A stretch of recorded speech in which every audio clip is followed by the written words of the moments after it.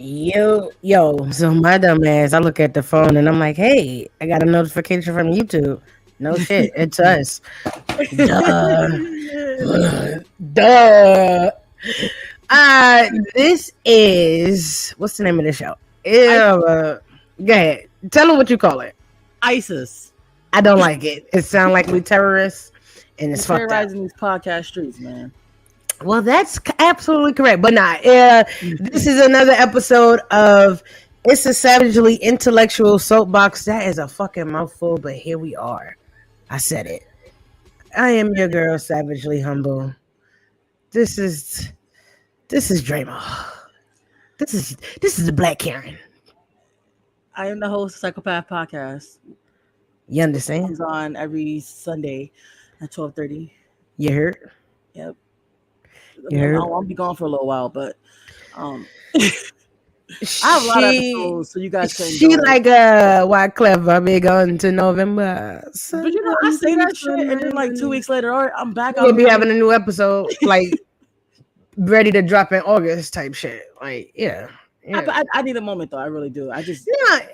Listen. It's okay to have a mental health break. Mm-hmm. I don't give a shit what nobody say or how nobody feel. If you feel like you need a break, take a break. Nobody can tell you cannot take a break because they don't know what you have going on. Yes, we all have life shit going on, but everybody handle it differently. Everybody go about things differently. So if you got to take a break, take a break. Like with me, I could knock my 24 episodes out with no problem, right? Mm-hmm. My ass be taking, not this week. I need to chill. I take multiple week breaks. Yeah. Like I mean, and sometimes it just be a week, sometimes it may be 2 weeks. Who knows? But if I don't feel like going live, because I do my shit live. If I feel like doing it, I'm not doing it. But I already have my shit scheduled that way where there's nobody scheduled for that particular day. Mm-hmm. I know what's going, you know what I'm saying? And sometimes I might have a show scheduled and I'd be like, So here's the thing. We're going to have to push this. I've been noticing I've been pushing a lot of episodes. I'm like, I need to take a break because I'm pushing a lot of episodes and that's not really, it's not really good. The good look on myself and, people probably like, fuck out of here with all this shit. Yeah. What's up, Lady Nova? What's up, Vaughn, Bryant, Mr. Bryant? But yeah, I mean, folks that just want to go, they're gonna be burnt out in 2 weeks. And people that take that time to breathe and get their life together, they gonna be all right. Because when you doing all that, it's not worth it. I don't care. I mean, I love doing what I do, but nothing is more important than my physical being of health and mental. Anything. And like I don't care what I dropped my second season. I don't even think I had like a break in between. I don't think I took a week. I just been doing it, like just kept going. I'm like, it is. Yeah, I mean, shit. I'm like, god damn. And then you got school on top of that, and you know what I'm saying. Then you got a damn 2-year-old. That 2-year-old is different. Nah, I'm young. I'm over it. I can't give her back. Like, wait a minute. Damn, this is mine. Hey, where's the return policy here? Because oh my god, it's like I got 1,000 kids. I commend everybody who got more than one. Because I'm over here like, she'll calm down. Just give her some time, but that she's still busy. She's still trying to figure out what shit is. She's still she testing you to see, all right, what can I do? Listen. And then, listen, my 9-year-old. She's a manipulator too. And they know they test you. You said they test you. But she a Cancer, so. But no, Cancers are lovely.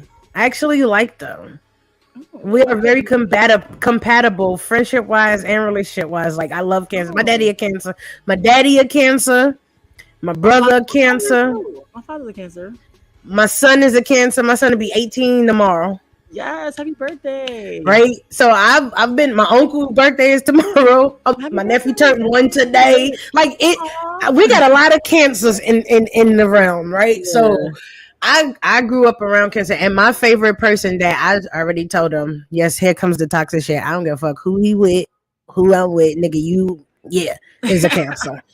Right? So that's how that goes. That's how that goes. You know, he's a Cancer. It's just we are compatible. But nah, they try it. My 9-year-old tries me. Now she's getting a little attitude. So it's like, sis, have you met your mom?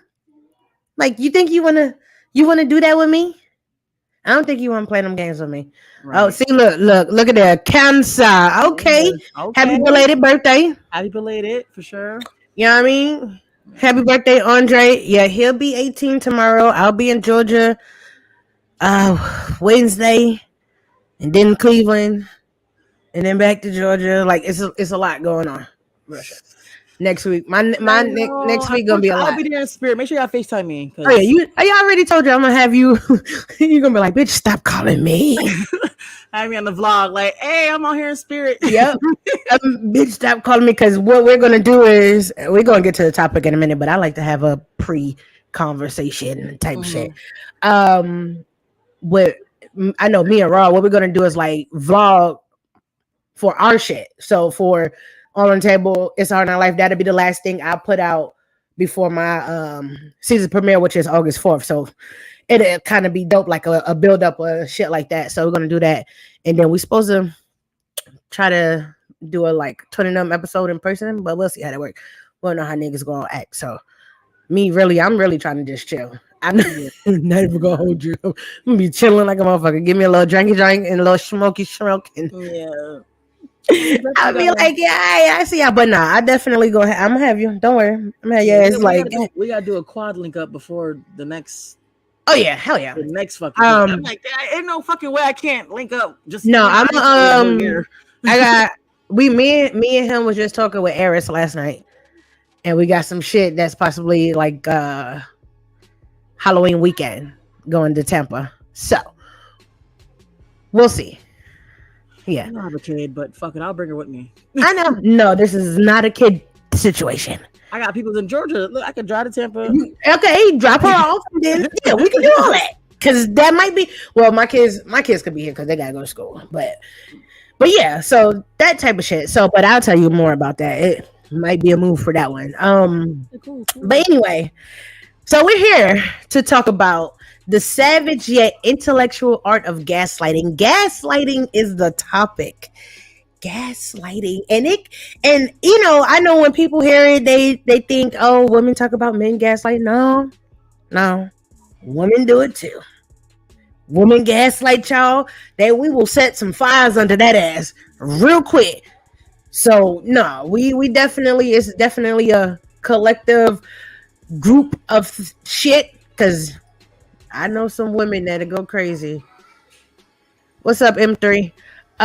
So I got the definition of gaslighting and some examples according to the National something domestic violence something.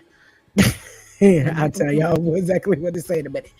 But they have the definition is gaslighting is a form of psychological abuse in which a person or group causes someone to question their own sanity, memories, or perception of reality. People who experience gaslighting may feel confused, anxious, or as though they cannot trust themselves. So before I scroll down, right? Before I go any further, you felt that way before? Who, me? Oh, hell fucking yeah, I did. Motherfucker made you feel like, is it me? Yo, am I yes, you second guessing yourself? Now, like, hold the fuck up. I just fucking saw that. Like, yo, is it like me? They convinced you to the point where it's like, now you didn't see it, so now you like, no, maybe I didn't. Right? No, you did. So, honestly, not crazy enough. Thank God, only one person has ever done that to me in my life. Same one, yes. Right, and unfortunately, this was a motherfucker I was married to. So it was like you didn't really know what it was until you knew what it was, type shit. And I'm like, now I be thinking about shit sometimes, like, yo. and I know you can't really be mad at yourself. You gotta go. You know what I'm saying? It happened. Shit, move on. But the reason why I get mad at myself sometimes is because I've always been a person that said, "Not me." Yeah, yep. You be like, Not no, me, right? man. What the fuck is wrong with you? You be in the mirror like, Right. Like I always was the bitch like that will not, and they say never. That will never be me. Real. I ain't never dealing with no shit like that. I married that motherfucker. I was married to that motherfucker 8 years. What are you talking about? Crazy. Yeah. I'm still waiting for the divorce to be final, bitch. So we might hit 9. My situation, it was like I was saying, behind the scenes. Yeah. It was like I knew in the beginning. Uh-huh. Like, okay, like it's like you kind of like know, but it's like, yeah, like you didn't really, I kind of didn't really care until I got pregnant. So I was like in my most vulnerable state. You know, those who don't know my story, I talk about a lot. I talked about it a lot on my first season. I was cheated on when I was pregnant. Well, I was getting cheated on when I was pregnant. So when he said he wasn't cheating anymore, allegedly, I would see him texting the chick, like, and I'm like, yo, you texting this bitch, right? No, that's old. And I'm like, let me see it. Oh, I deleted it. Why the fuck you deleted it? Because I don't. Dumbass mind, like, okay, maybe not. And then I just go to the girl page. I'm like, okay, it's nothing's lining up. But then it's like, no, but then when everything hit the fan, it was like, nah, motherfucker. Then when I got a hold of that phone, like months later, I'm talking like months later, he still had all the shit in there. I'm looking at the fucking date, the time. I'm like, yo, this nigga was lying the whole time. The whole time. Now you feel stupid because it's like, yo, like, I know I saw that shit, but I really let this nigga convince me. Like we said, well, women do it too, but in my case, yeah, for sure, absolutely. I really don't convince me that that the shit that I saw wasn't real. Like that shit is it's really crazy how manipulative and gas and just it's crazy. Don't get us misconstrued. We ain't here just talk about men. We're just women, so the only thing we can talk about is our experiences with men. But I know some women that's like this. I know some personally, and I be like, damn. Now y'all know I always say I'm a toxic motherfucker, but that right there, we're not even gonna do that. We're not gonna do that. My toxic is straight up and upfront type shit. That's some different type of shit. You know what I'm saying? So that yeah. Just thinking about it, I'd be like, I got friends gaslight too. Like, I mean, friends can be gaslighters too. Yeah. Oh yeah, for sure. For sure. Like it is crazy. But like with you, like I mean in certain instances definitely was like, yo, I know I ain't tripping. But a few things because I'm not gonna sit here and lie. I got cheated on like a motherfucker. And still was, you know what I'm saying, there like a fucking idiot. But it is what it is. But I wasn't like, oh nah. Like I knew what was happening. You know what I'm saying? And that was my choice to still, you know what I'm saying, be there. But it was certain other little things that he would try to like. I'm like, you trying to trick me, nigga? Like what Brown said, you trying to manipulate me. Like Mr. Brown or Medea, you trying to manipulate me. Like what? But yeah, so here goes some examples according to here it is, the National Domestic Hotline. I don't know, domestic violence hotline. I don't know how the hell I just forget that. Countering. This is when someone questions a person's memory. They may say things such as, are you sure about that? You have a bad memory, or I think you are forgetting what really happened. Boy, that one right there. That are you sure type shit. Yeah. That was one of them for sure. Oh, I ain't do that. Right. Withholding. This involves someone pretending they do not understand the conversation or refusing to listen. I can't fucking read or talk. To make a person doubt themselves. For example, they may say, now you are just confusing me, or I do not know what you're talking. All right, hold on. Let me come back to the screen real quick. Hold on. I might gaslight because I always be like, you got the wrong bitch. But what context are you using that though? Who me? Nah, I'm playing. I'll be like, nah, wrong bitch. Like, not me. That was her. Yeah, I'm playing. It just, it felt. It's. I'm like, nah. Yeah, nah, not me. But nah, that felt like it was like, damn. Hold on. I do say that, but no, I ain't never did it where it's like I know it was me and I'm telling you it's not me type shit. Mm-hmm. Or I don't know what you're talking about. Nah, I've hit a person where I don't know what you're talking about and I know what they was talking about. Like, I've definitely gaslighted. I'm not gonna say act like I was. Yeah. Oh yeah, I ain't gonna say I never did it, but my toxic is a different type of toxic. I definitely have gaslit a few niggas. Ones that I led on or wasn't really interested in, but hey, held on to their ass anyway. There was placeholders, as they call them. Yeah, and that's what that was. Next one, trivializing. This occurs when a person belittles or degrades how someone else's feels. They may accuse them of being too sensitive or overreacting in response to a valid or reasonable concern. Okay, let me come back to the screen again. Now this one right here. This one right here, nigga. This one right here, nigga. That's the one. Because you're not going to tell me I'm overreacting. Over something that's really reactive. Yeah. Like anything you react to, if that's how you feel about it, then it's not too sensitive or dramatic. It's just like, just because you won't react to it this way don't mean, absolutely. Like, you know what I'm saying? That I shouldn't, Right. If I like chicken wings, you brought me chicken fingers, nigga. Like, no. So you expect me to eat this shit just because you bought it? Yeah. So the overreacting or the too sensitive or it's not even like that. You taking it the wrong way? No, I'm not. I'm taking it how I feel like I should take it. Mm-hmm. Just because you feel like it's not the way that it should be taken, it's not that serious is really the one for me. That and the other one was I don't know what you're talking about. That was the one. No, I'm not. Denying. So yeah. Miss Bryan said, people want to act a fool in your face and act like you're the crazy one. In other words, I know I'm seeing what I'm seeing, but you're trying to make me think that I'm delusional. Absolutely. Exactly. Absolutely. Let me tell y'all. I know I saw that fucking text. Why the fuck you lying? Yo, so when I was pregnant with my first daughter, he wasn't my husband yet. We got married right before she turned 1. So he went back to Alabama because he couldn't get a job in Georgia. So he went back to Alabama. He knew he could get a job or whatever. That was cool. Whatever. I was with my mom type shit. He went there, save up. Basically, at one point, I was going to move to Alabama, but then I'm like, yeah, nah, I'm not about to move here with you and your family. That's crazy. Absolutely not. Hell fucking no. So, anyway, when he came back after when I had my daughter one day, and I do not do this shit no more.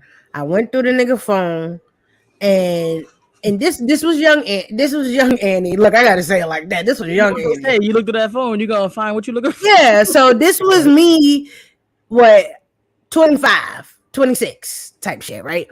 So I looked through the phone. I see a text message. It was talking about how he made a pussy wet and this and that. I'm like, yo, what the fudge? So before I seen the text message, I seen the name on something to ask him about it. And he was like, oh, that's my cousin. Then I see the text message and I'm like, so you from Alabama? You fucking your cousin because it's cousins. So I'm like, so. He like, no, that's a different whatever fucking name was, right? No, that's a different chick. So you was out there doing this shit and acting like you was doing that, nigga. It was another chick too that me and my best friend was about to take a trip. Like, yo, I'm about to go beat this bitch head because she was on like social media on some other tripped out shit. And I'm like, yo, why are we lying? Like, type shit. And again, like I said, this was the young me. Mm-hmm. This was the young. I ain't even gonna say naive, but just not mentally where I should be at the point of dealing with this type of shit. And I was like, yo, that's crazy. This is it. Hold on.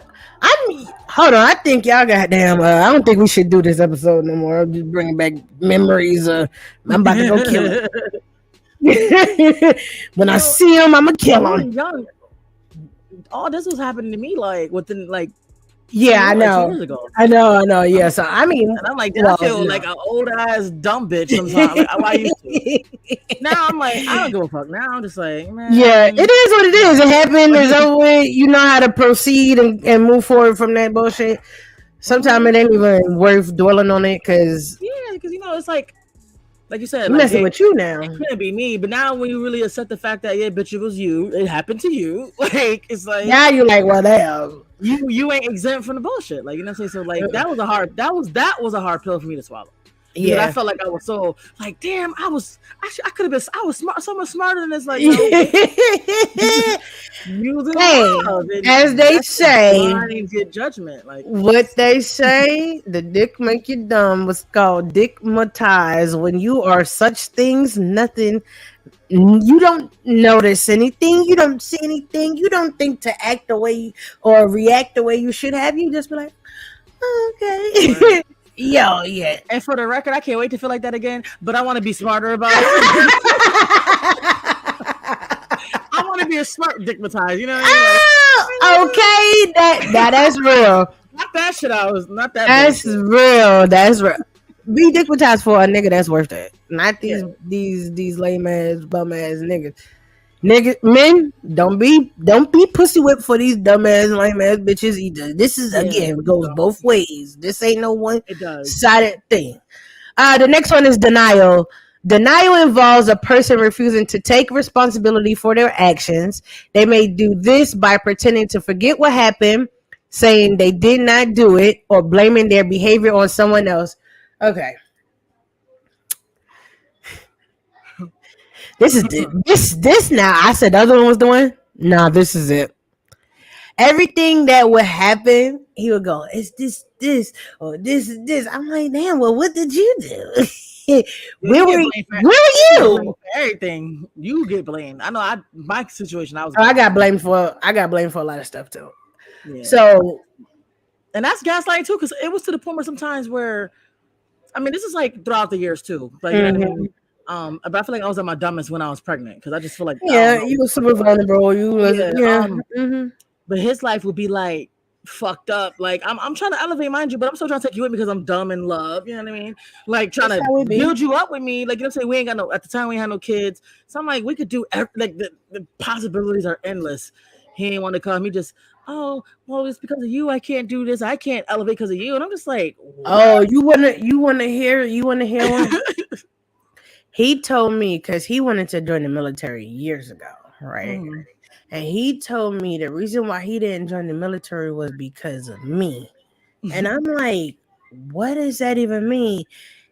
Yeah, I didn't want to leave and you start fucking with somebody else. I said, what? It's crazy. The way I was on you at that time, especially, nigga, I didn't even notice other men. Like, there was no other men around me. Like, somebody say hi, I'm like, who said that? Where that came from? And you're gonna tell me that? I say, no, you didn't want to do it. Don't put that on me.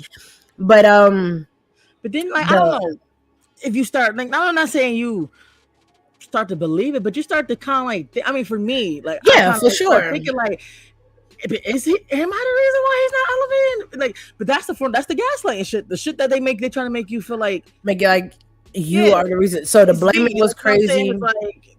Or that's the manipulation. So all that shit, it all intertwines with each other. The blaming is crazy. You get blamed for a number of things, or the way I'm acting like this because you did X, Y, Z, and I'm like, yo, I didn't do any of these things. Crazy.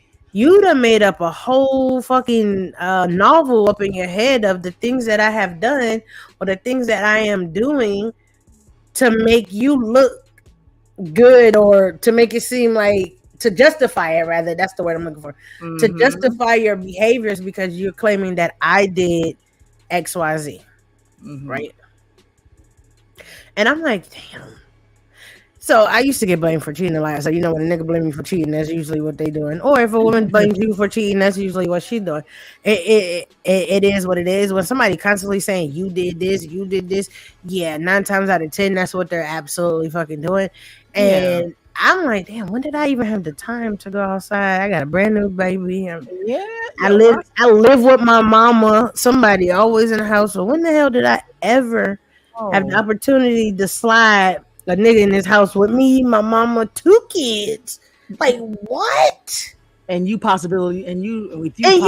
from time to time. Like you can't be serious. Like when did I have the opportunity to do that? Hello, Simon.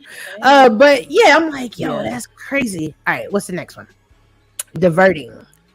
With this technique, a person changes the focus of a discussion by questioning the other person's credibility. For example, they might say, "This is just nonsense you read on the internet. It is not real." I've had something like that said to me, but not in not in those words, but like when I was like, "Oh, you're a gaslight manipulator. Oh, it's the shit you watch on YouTube. You learn these words." I'm like, not you learn these words. you learn these words. Yeah, like you just learned this new words, and now you want to keep using it. Yo, we just didn't have the correct terminology. That's all it was. Yeah, we knew it. We just didn't have the proper terminology, so that is what it is. And the last one is stereotyping. It says an article in the American sociological sociological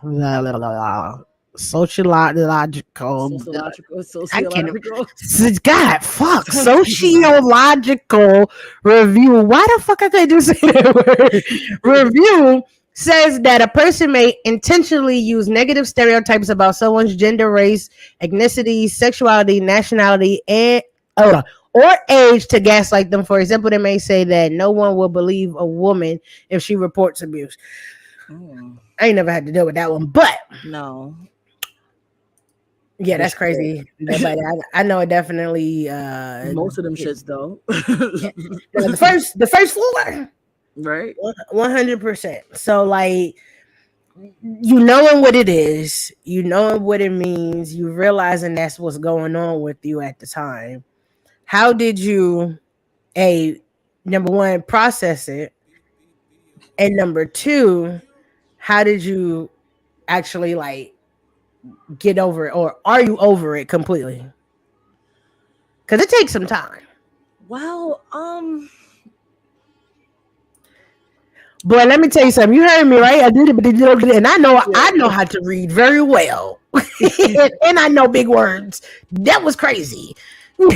I'm very passionate, so once I came on my dumbness, I feel like once I had the baby and just started realizing shit, and then I got on that phone. Like I said, I didn't go through phones, but I went through the phone just because I'm like, I need to come. You had a hunch. It was driving me crazy. I'm like, yo, I know I wasn't bugging because it was a situation before I had the baby where she came back around, quote unquote, where, but she never left. Like, so it was just like, you know what I mean? So I was under the impression that she just came out of nowhere. So right after I got the phone, saw everything. I fucked shit up. I did. I whipped his ass. I tried to fight his mother. I tried to fight people. Like that was my. Wait. Bathroom. Rewind. I tried to. Not him. Fuck that. Oh, his mama. Oh my god. Anybody want a full in-depth episode? Listen to Psychopath. Right. But I'm just just tell a little.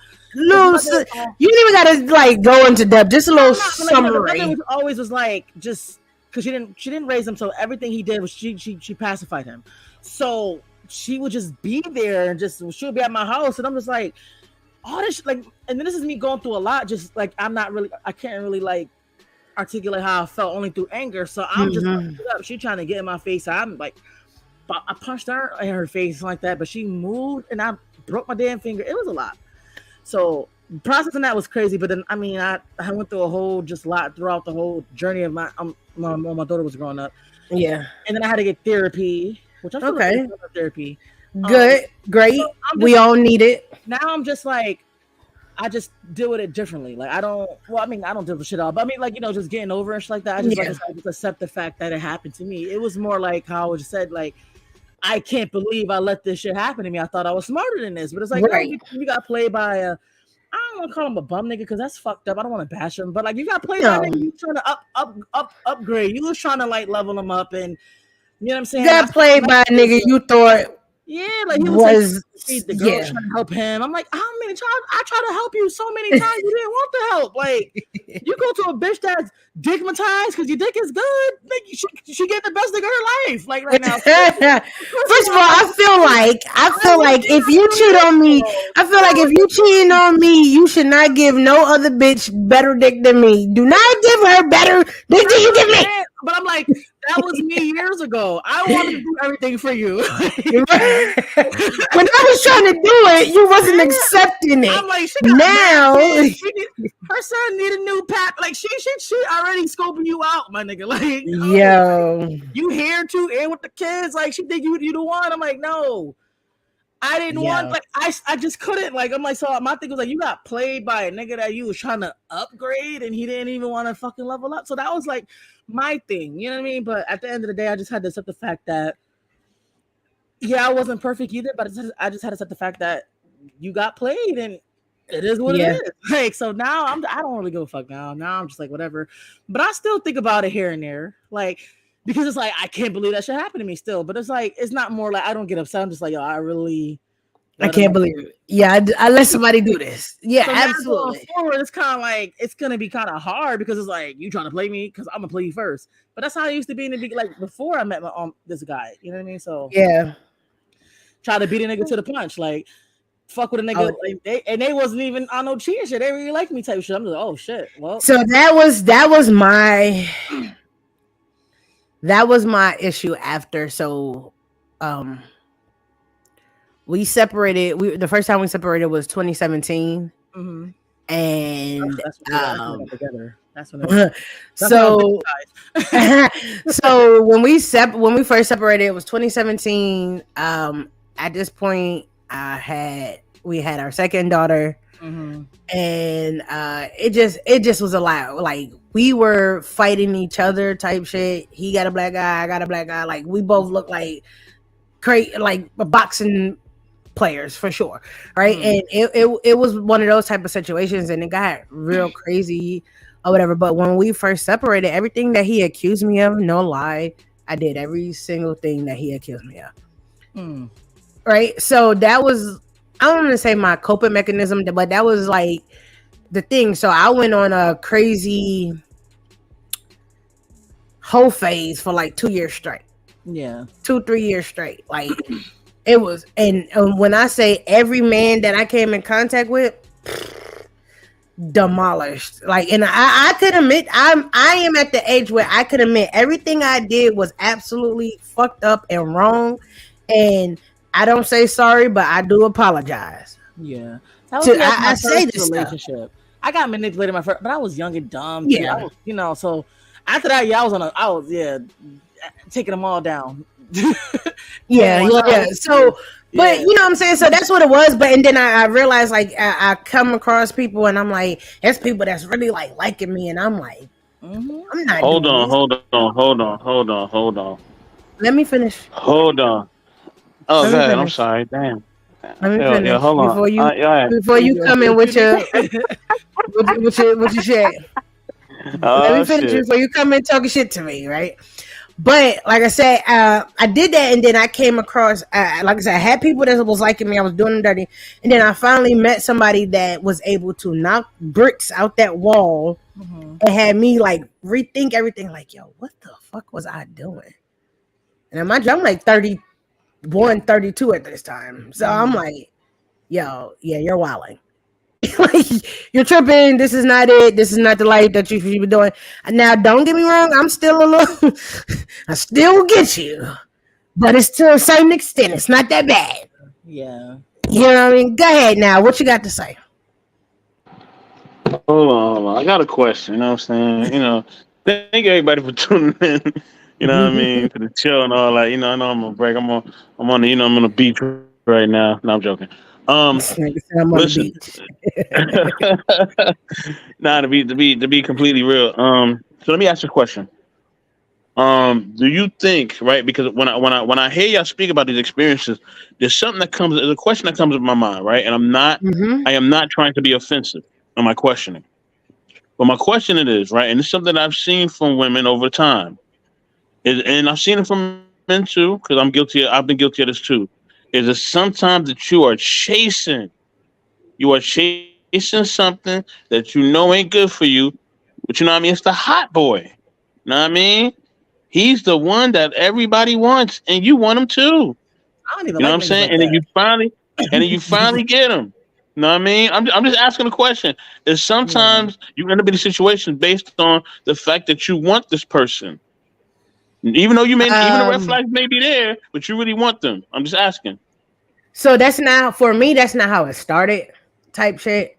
It's like after some time has went on, that's when it was like everybody wanted him type shit, and he was feeling himself. He thought he was that nigga. Like, oh, I could pull any, you know what I'm saying, anybody I want type thing. And I'm just like, yo, that's crazy. So I never really, I've never, and I could say never to this one. I never chased someone that everybody wanted because I didn't want nothing to do with him. Because if everybody want him, like that's wild. Like, why do I want it? Because I already know what's gonna come with it if everybody want him, right? Women are what's the word I'm looking for? They just fucked up when it comes to shit like that. They will try any and everything to ruin whatever you got going on with that man because they want him bad. Mhm. And I never like been one of those people that was attracted to those type of guys. I actually like the guys that nobody fuck with. People think that they lame and shit like that. Mhm. Like I don't like popular people. Same. Like You the know what guy I'm I'm talking saying? about, I So thought he was lame, but no, he is lame. But like right. So that was the thing. So with me, he wasn't like a lame, like he knew people, but I didn't know it was to the extent that he liked hood rat. So all the hood rat bitches was on it. And I'm like, bro, whoa. This ain't even my forte. Like I don't even know how to I don't even know how to get here. Like this is what you're looking, what you want, or what you think you could get out of me. That wasn't it. So no, I definitely wasn't in that realm. Have I been with people like that? Yeah, but it was after the fact that I didn't. Like she said, you didn't. It wasn't like out there in the open. Like yeah, this the most popular dude in the city. Those are hoes. You know what you're getting into yeah, when you fuck with a popular nigga. That's just it. yeah. And you're putting us on Phoenix a said roster like people with aren't you. mature in their 50s. Nowadays, you gotta get a feeling it's not right. Move on. Absolutely. So for me, Yeah. this was some time. This has been some time. So absolutely. Now at this point, at this big age of mine, you got one time to do some shit I don't like, and I'm like, yeah, nah, it's not happening. I don't care about all that. Oh, I don't even know what chances mean. One time, and I'm deuces, my boy. Same for me. Again, I never like popular dudes. I've had popular dudes try to like come for me and whatever, but like I said, it was just more like they was trying to just fuck, and I was one of the bitches that they fucked. You know what I mean? Be I ain't gonna, you know, real. It is yeah, what it that's is. how it be. But like, I mean, but I think just with me, I just see the good in everything. I don't have that much experience in relationships. I only got I only have two relationships. Period. Like two people I ever Mhm. dated. Everybody else was just situations. But I just see the good in a lot of people, and I just want to save them. But that's my issue. They gotta like what I mean. They gotta see the shit for themselves. And I was a problem too. I'm not gonna say here like he was a gaslighter, but I was also an issue too. I was I would get jealous over certain things. Like, it was a lot of things that Yeah. I did that Yeah. wasn't okay. Like, so I'm not gonna say like I'm a whole victim in here, but like I got I definitely got gaslighted to the point where it was crazy. But I just think I try to save people too much, and That could be a a lot of very, self very evaluation I had to do, and I'm still soul searching for myself because I still don't know exactly what it is that is attracting me to that type of like person. You know what I mean? I don't know. yeah, that's definitely a dangerous situation right there when you feel like you gotta Yeah, fix everybody you come in. come into contact with. Or you not see your potential. They gotta see that. Baby, potential is no good no more. Yeah, like so like going forward, I don't know. Like I'm just more like potential. I don't even know what that word means. I can't work on potential no more. And that was always the biggest thing is, he got potential. Let's see what happens. And then. And I thought, so, like, I had my first boyfriend. He was older than me. So he definitely I don't even like to count that. Like, he hurt me. Like, I was dumb. But with this guy who I took serious, because I thought he was the one that was like, remember how you said you met somebody that knocked the bricks down? Mm-hmm. I thought this was it because I was on a type of time just not, just talking to dudes and then just dissing them, even though they liked me and they were doing really nice things. Like, I just wasn't used to nice shit. So, like, I thought a nice nigga was boring. Like, I liked the guys, you know what I mean? The corny guys. I don't know. I'm not. You know what I'm trying to say? Like, I feel like if are you still that way, Dramo? Are you still that way? Am I? I don't know. I haven't like really dated. I just had sex. So I'm just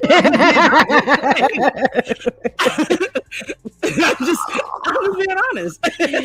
Yo, that's the really shit, yo, for real. Because when you just with you, like I feel like I don't know. When you're just having sex, you don't have the opportunity to get to know somebody or to feel like to really understand, like,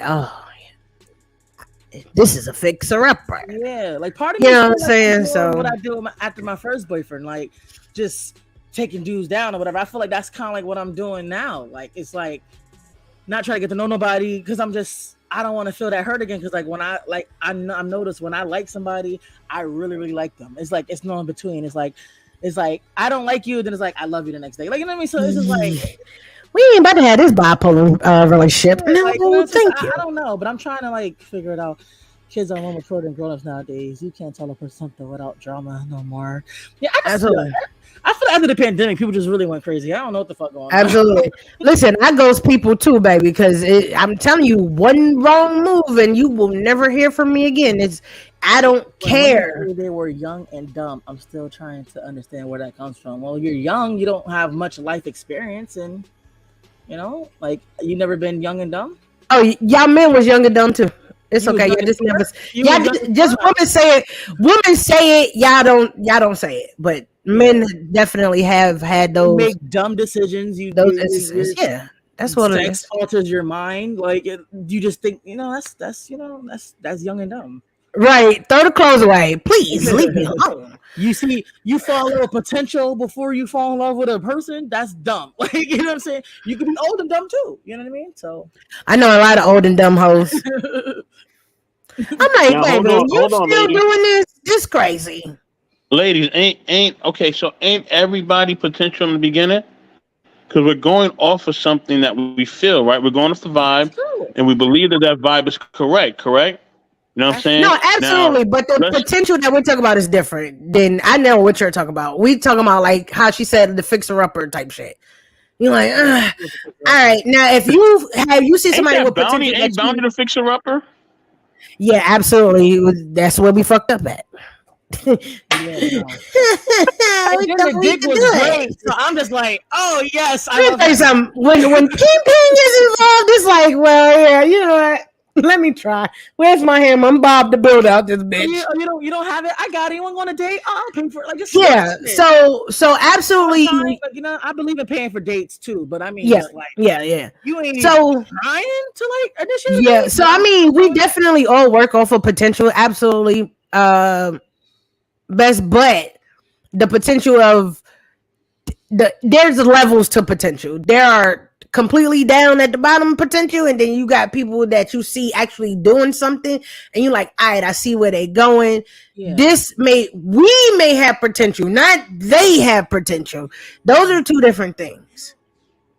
And you know what they say in the beginning too, with the red flags, they say red flags look like Six Flags when you so you ignoring them shits. You realize after the fact. Yeah. Niggas like, can I get my speed pass? Can I get my speed pass? I saw all the signs. Like even back then, I'm just like, but yo. Maybe I could change it, or maybe he'll change. What's going on? Yeah, for sure. But why? Okay, I so mean, why does that ignored? Is it the fact that we just want to be loved? Because like it's right there in your face, right? I'm still trying to figure it out. yeah, I feel like for some people, and I can't really speak on other people's situations, but I feel like just from being on the outside looking in from myself, sometimes you ignore them because you see other potential. So you like, maybe this could outweigh that, or some realm of that form or whatever the case. But we all see the red flags, and before it was like, all right, well, let's see what we got going on here. And so it's when you, again, for the food channel, Young and Dumb. and two, like I said, sex really alters your whole mind frame. Especially when if somebody be like, no, it don't, you're a liar. Yeah, so but once all that shit start phasing out, you start realizing like, yeah, what the fuck? And then you might fuck around, have kids with them. Then it's like, first of all, when the smog, not the smoke, when the smog clears, you like, yo, damn, I was dumb. This was outside of this. Yeah. Nah, this ain't it. So it's like one of the. I mean, but just ask because my ex told me that she was young and dumb. Yeah, it's just being young and making dumb decisions. We've all been there. Like I said, just women say it all the time. And then you got women. I've noticed that if they were in relationships really, really young, and then they break up, and then now they're in their 30s, that's when I call those old and dumb because they're doing young bitch shit because they were so tired. They didn't have the opportunity to do it. My mother always told me when I was my first boyfriend, I was 17, 18. She's like, I don't want you to be tied down so young because, like, you don't want to do that, but you did it. So it is what it is. It was only 2 years. I got to my 20s and I was single, so that was cool. Yeah, so that me too. Like my son's father, I was with my son's father from 15 to 20, and I mean, like we didn't have like a bad relationship type stuff because we both was young. He's only 3 years older than me, so we both was. When I had my son, I was 17, and he turned 20 like 2-3 weeks later. So we were both, figuring out life together. So it wasn't like a bad situation. Some things I don't think with him particularly I did any young and dumb things, so to speak, but it's a lot of shit that I know for a fact I shouldn't even did. You know what I'm saying? But he wasn't, and like I tell people all the time, I could not say anything bad about my son's father. In the beginning, like when we split up, yeah, he didn't do his part like he was supposed to, but he got there. You know what I'm saying? And I never, bothered him or anything like that. So I never had nothing ill to say on him at all because, again, we were still figuring out. He had 2 kids. He had 2 kids back to back. So me and another girl was pregnant at the same time. So he had 2 babies a month apart. So he really was trying to figure life out. And then when we split, he just was doing whatever type stuff. You know what I'm saying? So I never like gave him no slack or flat. Now, if he do something, I'll be like, nigga, really? Yeah. Really, nigga? You got a grown ass son and you over here acting stupid? All right. My first boyfriend was like 5 years older than me. So I was 17. He was about 22, 23. Oh, that's why mama really was like, hey, baby. She knew. A lot of people tell me like he's a little too older. He was Hispanic. They like dating young girls. They like dating young girls. Yeah. So I feel like he just took advantage of just me being young. Because I would just do anything for the nigga. Then he would fucking go ghost for weeks. And then I'm like trying to figure out where he's at. Oh, no, ma'am. After him, he would have dickies on his neck. So he got into a fight at a club. Oh, yeah. I was Food Channel, Simon, that's young and dumb right there. He came back with Hickey's guitar. It was a fight and she believed it. That's all I knew. You know what I'm saying? Like, I thought that's how you got treated as in a relationship. So When I got my baby daddy, he was calling me every day, want to see me. So I'm like, oh, he is like, oh my, he is nothing like this guy. But no, the shit is fucking crazy. So what I shall say is when you meet somebody like that and then they change, you met the representative and then you met the actual person. That was the same way with my ex-husband. I used to call him the sweetest thug I've ever met in my life. The most respectable thug, because he a yes ma'am, yes sir, the motherfucker to death. And I'm like, going, God damn, I ain't never seen no nigga. And I mean, about that shit, but respect, I'm like, this is crazy. Look at this respectful nigga though. Black. Right. I'm easy. And then, you know, as time progressed, I'm like, wait a minute. Who is this guy? I would say that too, but I just feel like when I look back when my baby, like, it was, the signs were there. Like that shit was in my face. And we unfortunately be blinded by the wrong things and we don't see it. I could have honestly been out of my situation. He's clingy. He still want to do shit with me. I'm like, nigga, no. I could have been out of my situation. Didn't get married. Didn't have another baby. But instead, I chose to marry him. And then a year after that, I got pregnant again. You know what I'm saying? So it was like, oh, damn, here we are. Yeah. I mean, separated decisions. Listen, so I just made a dumbass decision 2 years ago. This is where we are. Yeah. Separated, and then I moved here when he got stationed here because I'm like, oh, my daughters need to be around their father. But my whole thing was, I ain't about to be with this nigga though. Right. So I'm like, all right, I'm gonna try. This how I knew I was, because I always said like, there's no love left. I got love for him because he was my kid's father, but that other shit, and then being here and actually trying, it never kicked in. So I knew what it was, but I still was. This is why they say don't force shit. I was trying to force myself to be back in love with someone that I had no business doing it with. My body, my mind, my heart, my soul, everything was saying no. And I still was like, yeah, I get out my fucking way. Let me just see. And now look, here we are. You know what I'm saying? I went through a whole domestic violence situation. I mean, we did it before, but this one was more serious type shit. You know what I'm saying? So it was more of a eye opener, like, yo, why the fuck did you even do this? Why did you put yourself in this position? Because I thought he would have been a changed person, being more disciplined from being in the military and shit like that. Nah, this is the same as nigga. That's what the uniform. Listen, so that's what it was. But you know, it is what it is. Tried because we both grew up in one pair homes. He like, yeah, we did. You know, like that's the gaslight. They go to gaslight and shit, the manipulative shit. Ayo, I want our daughter to grow up in a 2-family home. What cost though? Like, ayo, when people say I'm doing it for the kids, man, fuck them kids. No, because the kid, because they're gonna sense when you're not happy, and we're cool now because we're just cool. But I'm like trying that. But shit. That's good. That's good to have a cordial relationship with your child's father or mother, whatever. You know what I'm saying? But honestly, that when people like, oh, I'm doing it for the man, and I mean this with all due respect. Fuck them kids. Your happiness is way more fucking important. Because if you're not happy in yourself, how can you take care of them fucking kids?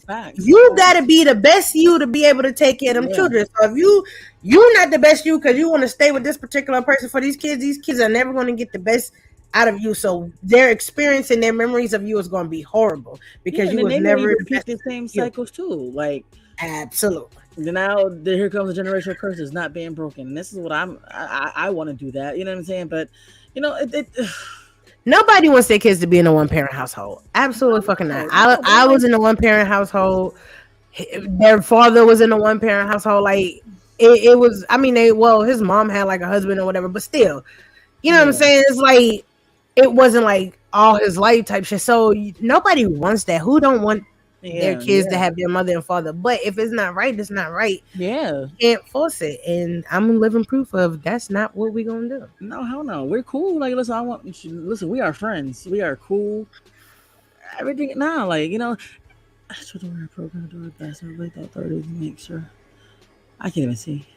I got it. As children, we are programmed to do our best and relate to authority. Those who make it through the fog and partner with the best can think of their parents as superior. Absolutely.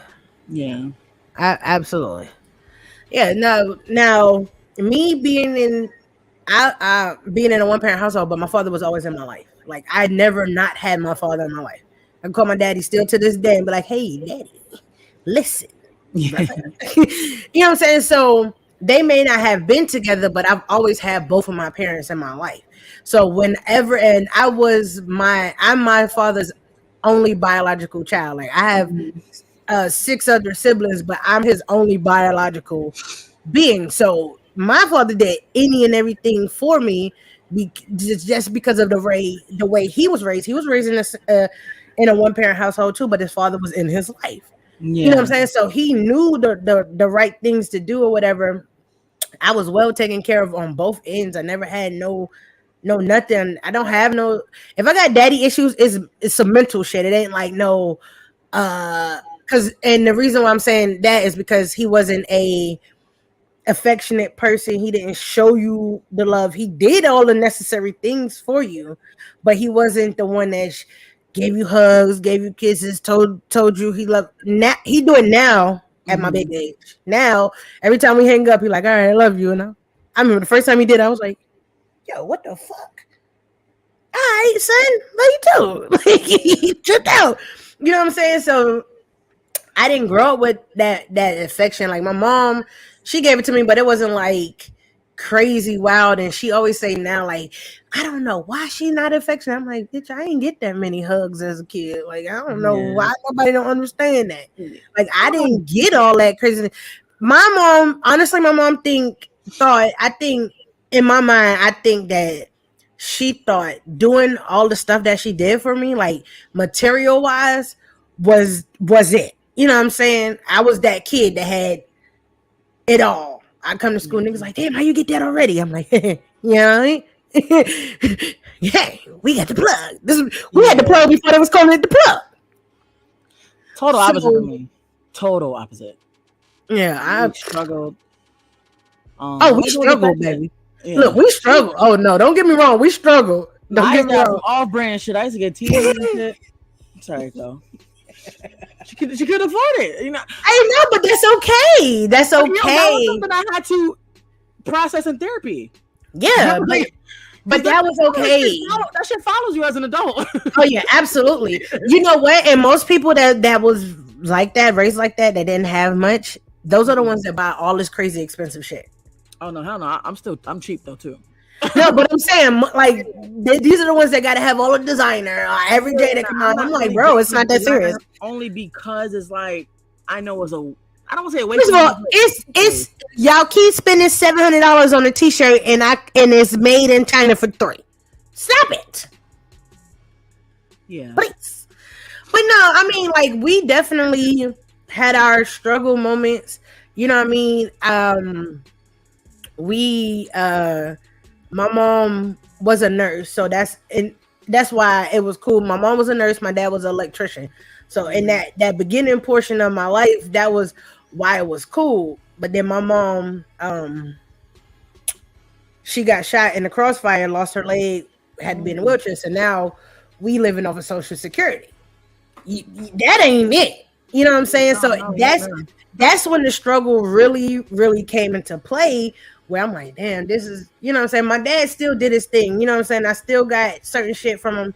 But later on in life, we had to maneuver differently. Things had to happen differently or whatever.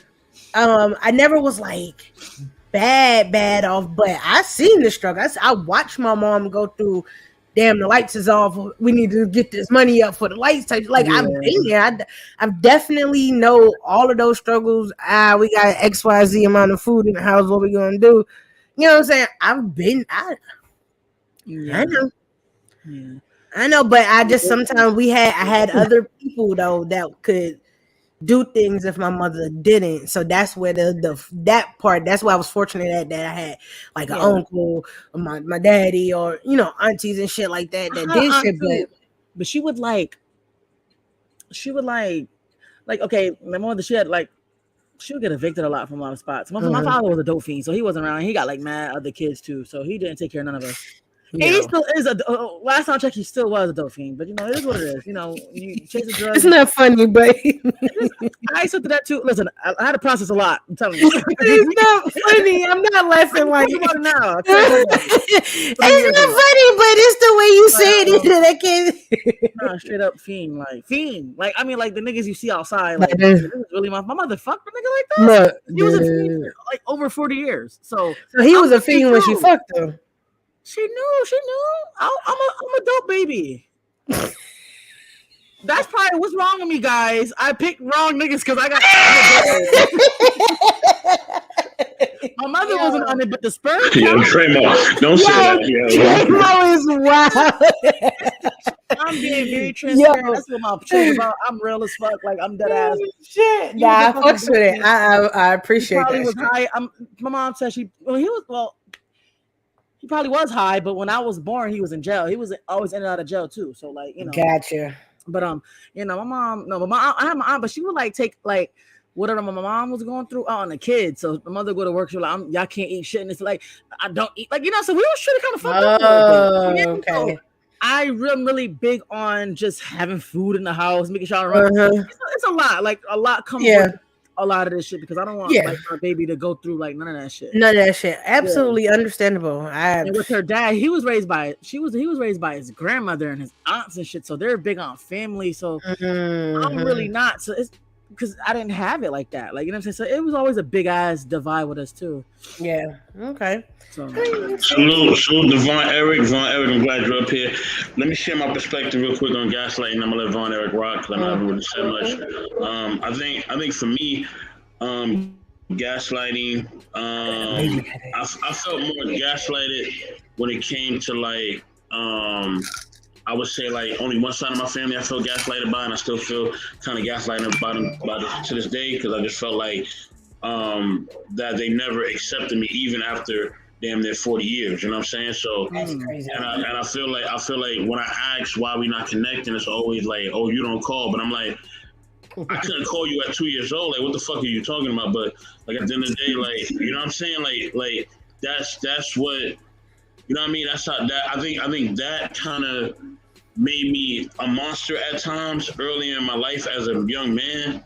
You know what I mean? I just had like a lot of I don't give a F moments, and I think that messed up a lot of relationships. And I think that it would have been worse if I didn't really have the church kind of help me through a lot of different things. I think if I was just out and about just on my own, I definitely would have been in jail. I definitely would have been in the streets. I definitely would have probably had a couple of bodies. I definitely probably would have had a couple of kids. Like, it's just the track that I was on. It was already made within me. And I was smart too, so that's what made it even worse. Like, I was part of the honor roll, so I was on that fast track of being in the streets. Like, it was about to happen. But it was like, I feel like God intercepted that. And I'm glad that he did because once I started kind of getting into religion, as a young man, it was balancing me out, but I still had my ways. It was still hard for me to connect. I was still rough around the edges. I still didn't really understand empathy and sympathy. And I was really sensitive at the same time. It's kind of crazy though. Yeah, like I had that rough edge, but I was still sensitive. You know what I'm saying? So I think that I think now I wish now I wish when I was in my younger age I kind of could be where I'm at right now. I think if that was the case, I think I would have just skyrocketed. Like I think my life would have been like way, way, way fucking better. But I think that it just took me having to go through that shit and kind of deal with it. Now, when it came to women, I think because I've always wanted to connect with someone so bad that at times I kind of overdid it, or at times, but then it came a point where I didn't even do anything at all. Like I just didn't care. I was just reckless. So I went from one extreme to another. Like, be like that. It was just like I cared, but then it was a point where I didn't care. So now, like, people are crying, they're mad, and I'm like, all right, whatever, fuck it. Like, I care, like, y'all didn't care. So it's like, nah, I don't care. You know what I mean? So it was kind of like, but then I had to find a balance within that. I think that, I think for men, I would say, like, I think a lot of times we run the shit, man, because it's just so easy for us to run the shit. Like, and then society makes it all right for us to run the shit. So for not for humans. You know what I mean? It makes it easy. Like, you know, if a dude is hard, he don't want to commit. He don't want to commit to, like, you know, to a woman, or to family, or the kids. Like, he the man. He a player. He cool. Everybody like him, right? You know what I mean? He making money. He doing his thing. But nobody's thinking about all the women that he's leaving with a broken heart. They're not thinking about all the damage he's doing out there, emotionally and maybe mentally, spiritually. They're not thinking about that shit. Or he could pick up a bad habit. He could drink too much. He could smoke too much. You know what I mean? He's always high all the time. But he can't keep a job. He don't got a bank account. You know what I mean? He ain't really building nothing for his life. You know what I'm saying? But he always high. You know what I'm saying? It's like, that's the thing, bro. Like, I think for men, we run to these cool lifestyles, but this shit is really toxic, and it don't really build to nothing. Now, women, y'all got your own struggle and fight. I can't speak for y'all. I'm just speaking for men. You know what I mean? We don't take negativity too much, and we make it seem like this shit is cool. Even in music, make it seem like it's cool for us to take out our own people and do a bunch of other goofy shit. You know what I mean? And move weird. You know what I mean? So that's the thing. But now, I would say now I don't gaslight anymore. I would say now I just be upfront with people. And if I feel like our vibe ain't really cool, I just won't rock with it. But if I do feel like it's cool, I will rock with it. I like to communicate things before making decisions. You know what I mean? Because I feel like that's the best way. So that way you not feeling the way, I'm not feeling the way. Because I'm going to tell you if I'm feeling the way. And we're going to have to just deal with it from there. But I'm going to do it respectfully and not be a certain way. So, and also, you know, my bad, I ain't even see my homie up in here. So to my homie, Dobie Apparel Media. Make sure you check out dopeapparelmedia.com. He has some, he's a clothing designer. He has some dope clothing. I actually have a hat by him. It's super dope. This is my homie from back in the day from Brooklyn. You know what it is, man. Salute to him. Brooklyn. Yes, sir. Boo. Hey, but what I'm gonna say to you real quick, like, it wasn't meant for you to be, you know, when you said you have that mindset back then, it wasn't meant for you to have that mindset back then. That's why you didn't have that mindset. It was the way it went was the way it was supposed to go for you to become the man that you are and to have the mindset that you have now. That's how it was supposed to be. Because if you didn't go through that, you wouldn't have got to the point to realize this is where you should be. So you look at it that way, for real, because things are really meant the way that they happen for a reason. Like, that's how it's supposed to went down. Now that other shit, you sound absolutely correct. Nah, I kind of look at like my brother. He a little bit younger, and like I see he got more balance than me. My brother always had more balance than me because like both his parents was there. You know what I'm saying? So he always had more balance than me. You know what I mean? He had his car before I had a car. Like, you know what I mean? He always had more balance, and I see how he is with his girl and his kid. Like, he's just way more balanced. I'm not saying he's perfect, but he just has more balance. So I always look at him and I'm like, damn, like he's younger, but he just got more balance. And I kind of wish I had more of that balance, but I feel you, Savvy Young, but you're right about that. But Vaughn, man, what's good, baby? You know what I mean? We talking about the savage and intellectual art of gaslighting. Savvy Humble, thank you for your expertise on, and for giving me a comment. I appreciate it. You know what I'm saying? But she gave me the nice smile. I appreciate that too. Thank you. Don't get used to it. Nah, I'm playing. I'm definitely not. I'm waiting for the nigga moment to come out. Let's get it. You already know, niggas. I was listening to first blessings to everyone. What's going on, Vaughn? Blessings, brother. Blessings. I was listening to Savage Humble when she was talking about she was struggling in school, but yet she had the latest gear. That's not struggling, Savage. Oh no, I was definitely. We ain't had no lights, all type of shit. That was struggling. That was after, but you went to school with the latest gear. Miss Dramo said she had to go with knockoff. That was Dramo. This is me. So let me and don't get me wrong, it was people in New York that had the knockoffs too, but I lived in New York. Right. That was the thing. Struggle or no struggle, your ass still gonna have the hottest and the latest shit. Hottest thing. That's true. Hell yeah. But like I said, don't get me wrong, it was people out there that had the what's the fuck this shit? U.S. Polo Association and all that other craziness. They had the most definitely, but most definitely. But you know what I'm saying? Like I said, my daddy was still involved in my life. So if I hit my daddy, I could get it. I had an uncle that was, one of them guys. So it was like that. That's how I came about it. But my mom still had to figure her own shit out because she was a grown ass woman. You know what I'm saying? And she was one of those very, very prideful women where she not asking nobody to pay her bills or do nothing. She gonna figure it out herself. Right.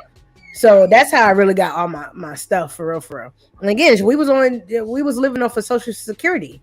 So it wasn't much.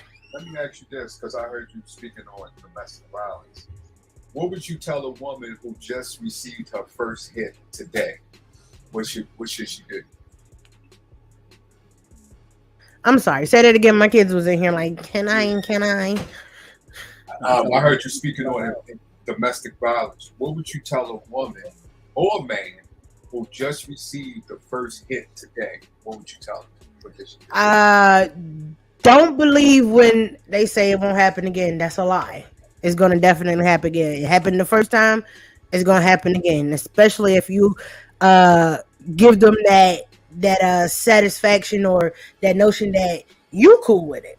Mm-hmm. Don't do that. Like I stated, me and him used to fight like two niggas on the street. You know what I'm saying? This was like my late 20s, and we used to and I know for a fact I've never been in a situation like that before in my life. I never had a man make me want to fight him. Like, he made me want to fight him, and I know nobody can make you do that. That's the level that it was on, where I wanted to throw hands with a grown ass 6 foot man, and I'm 5'3". That's how bad it was. But again, I wasn't in the right frame of mind to realize, like, yo, what are you doing and why are you doing this? Yep. So if you're able to talk to somebody about it, don't hide it either. Tell somebody what's going on, because somebody can definitely help you or coach you up out of that situation. Me, the only reason why people knew was because they either I couldn't hide it well. I'm a light bright. You know what I'm saying? But sometimes I didn't tell nobody, and nobody knew that this particular occasion happened, because the next time they see me, I was back to normal. But now when I had this new occurrence, don't be scared to call the police. Call the popo. Call the popo. So when I had this incident last year, the first thing in my mind is, I'm calling the police. And I tell you, I ain't no police ass bitch. I'm from the hood. You know, we don't call the papa. We don't care if it's, we not calling the police. I'm calling them motherfuckers. But that was always my mentality, and that's a bad mentality to have. Don't be like, I don't like the police neither. But baby, I was on the phone like, yes, this man just attacked me. Please help. I was Kevin Hart too when you do call the cops, because same situation, fighting like cats and dogs. I used to take time off from work because I have black eyes and I don't want my coworkers to see the shit. So I'm taking time off from work saying people died and shit. Nobody ain't even died. So I can have more time so I can heal. Exactly. Yeah. When you call the cops, press charges, because I used to call the cops and just be like, I just want him out the house. Never press charges because I didn't want to ruin his life, but he was ruining mine. Just dumb shit. Yeah, so absolutely. So this particular incident, so I never, any old things, I never called the police, not one time, ever. Never. This particular one, people are like, oh, young guy, I don't care. I talk about it. He tried to choke me out 3 different ways. So in my mind, you tried to kill me. So I'm definitely calling the police, and I'm not even gonna hold you. If I was still in the same mindset of I was back then, me and him would have been in that house fighting like 2 men.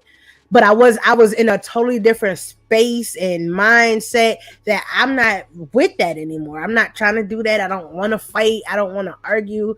And he still was living in the past of the things that we did before. And he used to always bring up, oh, you used to fight me. I did, but you hear the key word, used to. I'm not even trying to do that right now. I'm chilling. So definitely call the police, press charges. Unfortunately for my situation, it ended his career.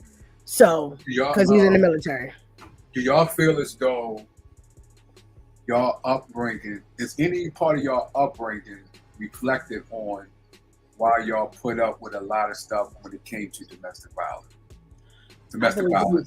I believe so for me.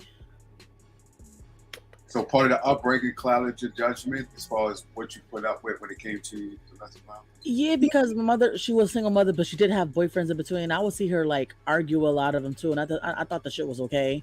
So that's why I would like start little dumb I mean, I feel like that's why I would probably start little dumb arguments too. And as cliche as it may sound, or as common as it may sound, I didn't have a male figure to show. Like, I didn't see my mother get loved correctly, so I didn't know what it was like to be loved correctly. I'm thinking, you know, a person hitting you is showing that they do love you because he cares. Like, that shit is real. When people say that shit, that's why for sure. Before it happened to me, I used to be like, damn, that how? But like when you're in a situation, you do think somebody care about you because it's weird. It's so weird. And even saying it out loud sounds weird, but it's really a real fucking thing. Like, the shit mind fucks you. Oh, you don't want me to, like, I'm not going to go outside. I'm isolated.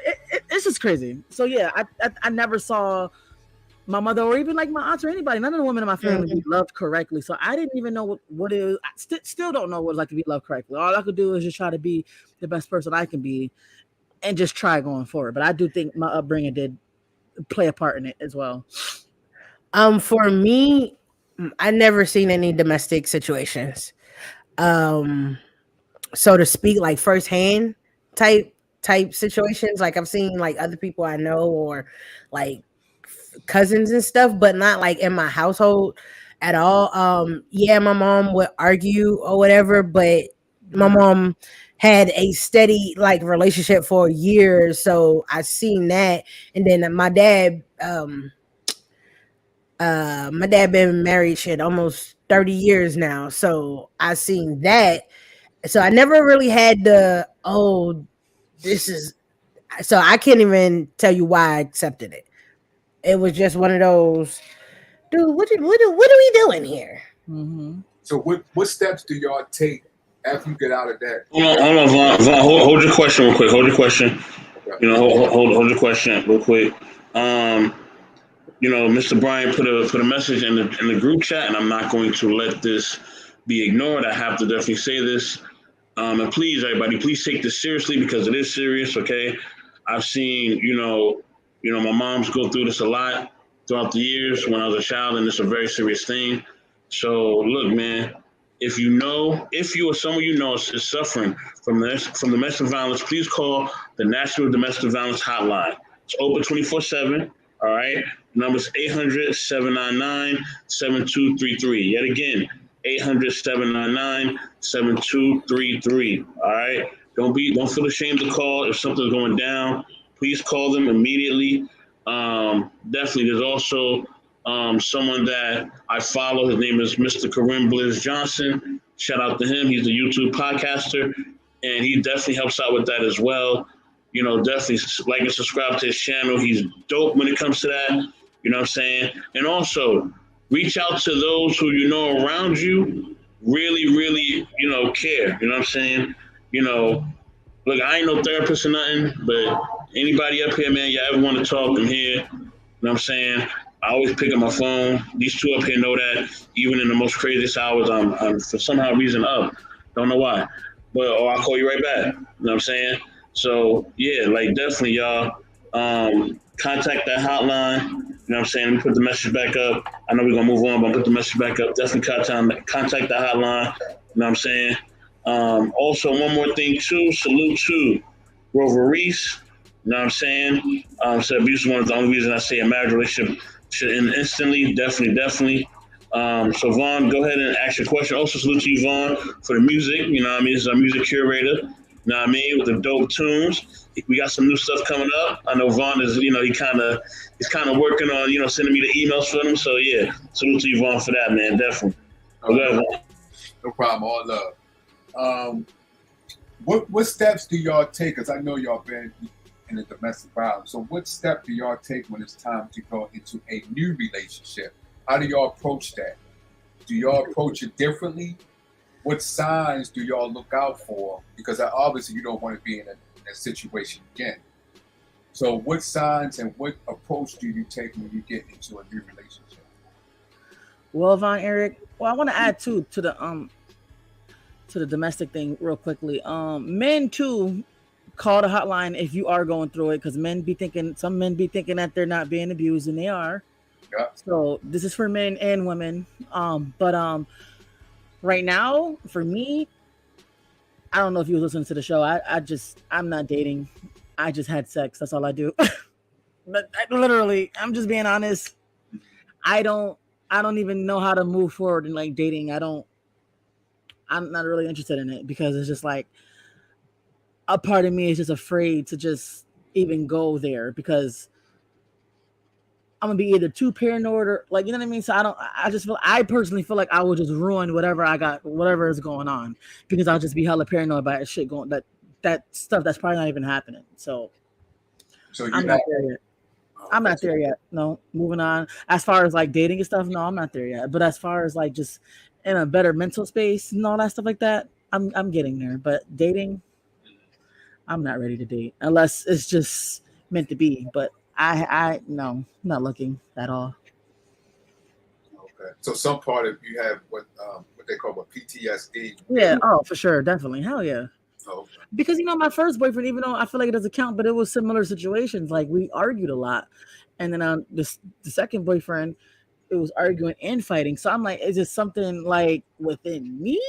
Like, I'm not trying to blame myself, but it's like it's something like I'm attracting this type of person, and I gotta figure out what is it about me that's attracting that. Okay. Because it's like, because even in my situations, it was always a argument, something toxic. I used to think toxic was so cute. So, like, you know what I mean? I just that shit was just cute, and it's not like, oh, I mean, I never damaged nobody's cars, but like ripping, shit that these people think, oh, I'm crazy, I'm this, like that. None of that shit was never cool. So, like, I'm like soul searching myself, because obviously I'm attracted to something that's not it. So I'm not dating, so I'm not there. So I want to welcome our sister Kimberly KMA to the panel. We also have Sister Chocolate in the building, and she got the fro. Hey, I see you, girl. You know what I mean? So there's a Sister Chocolate. I'm glad she definitely came up as well.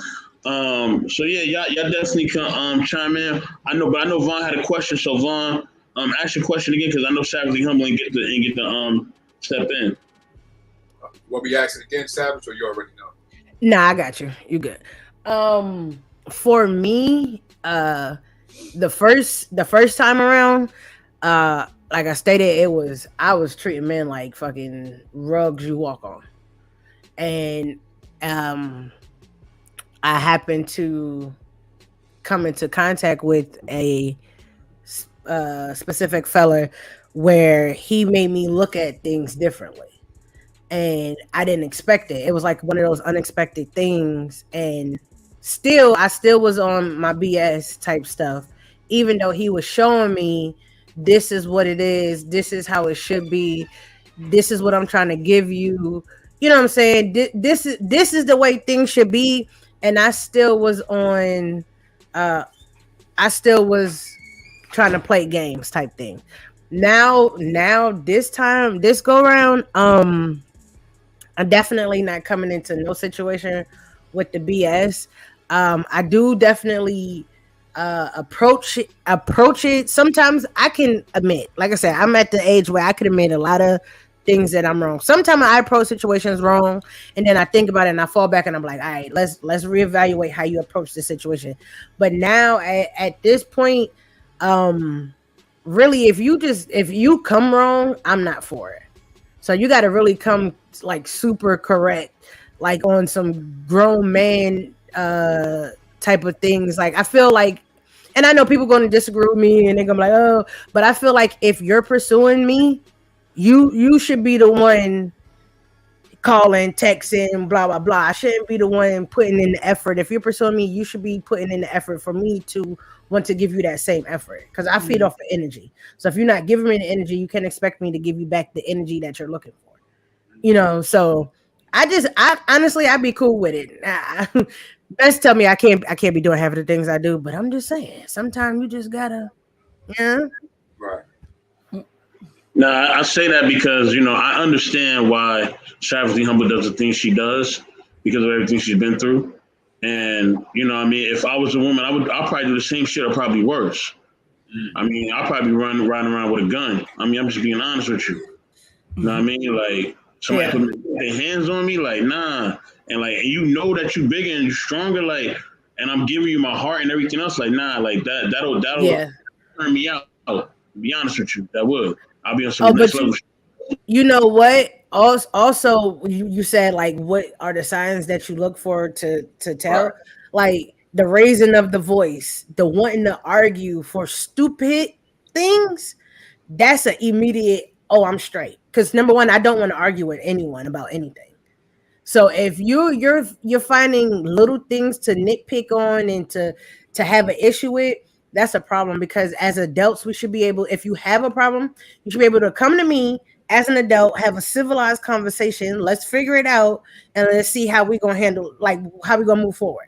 What are some solutions of how we could handle that situation? But if you just automatically like da, da, da, I'm no sir, I'm out immediately. And it's no reason for you to get loud with me. Because once I get loud, it's over with. Right. Yeah.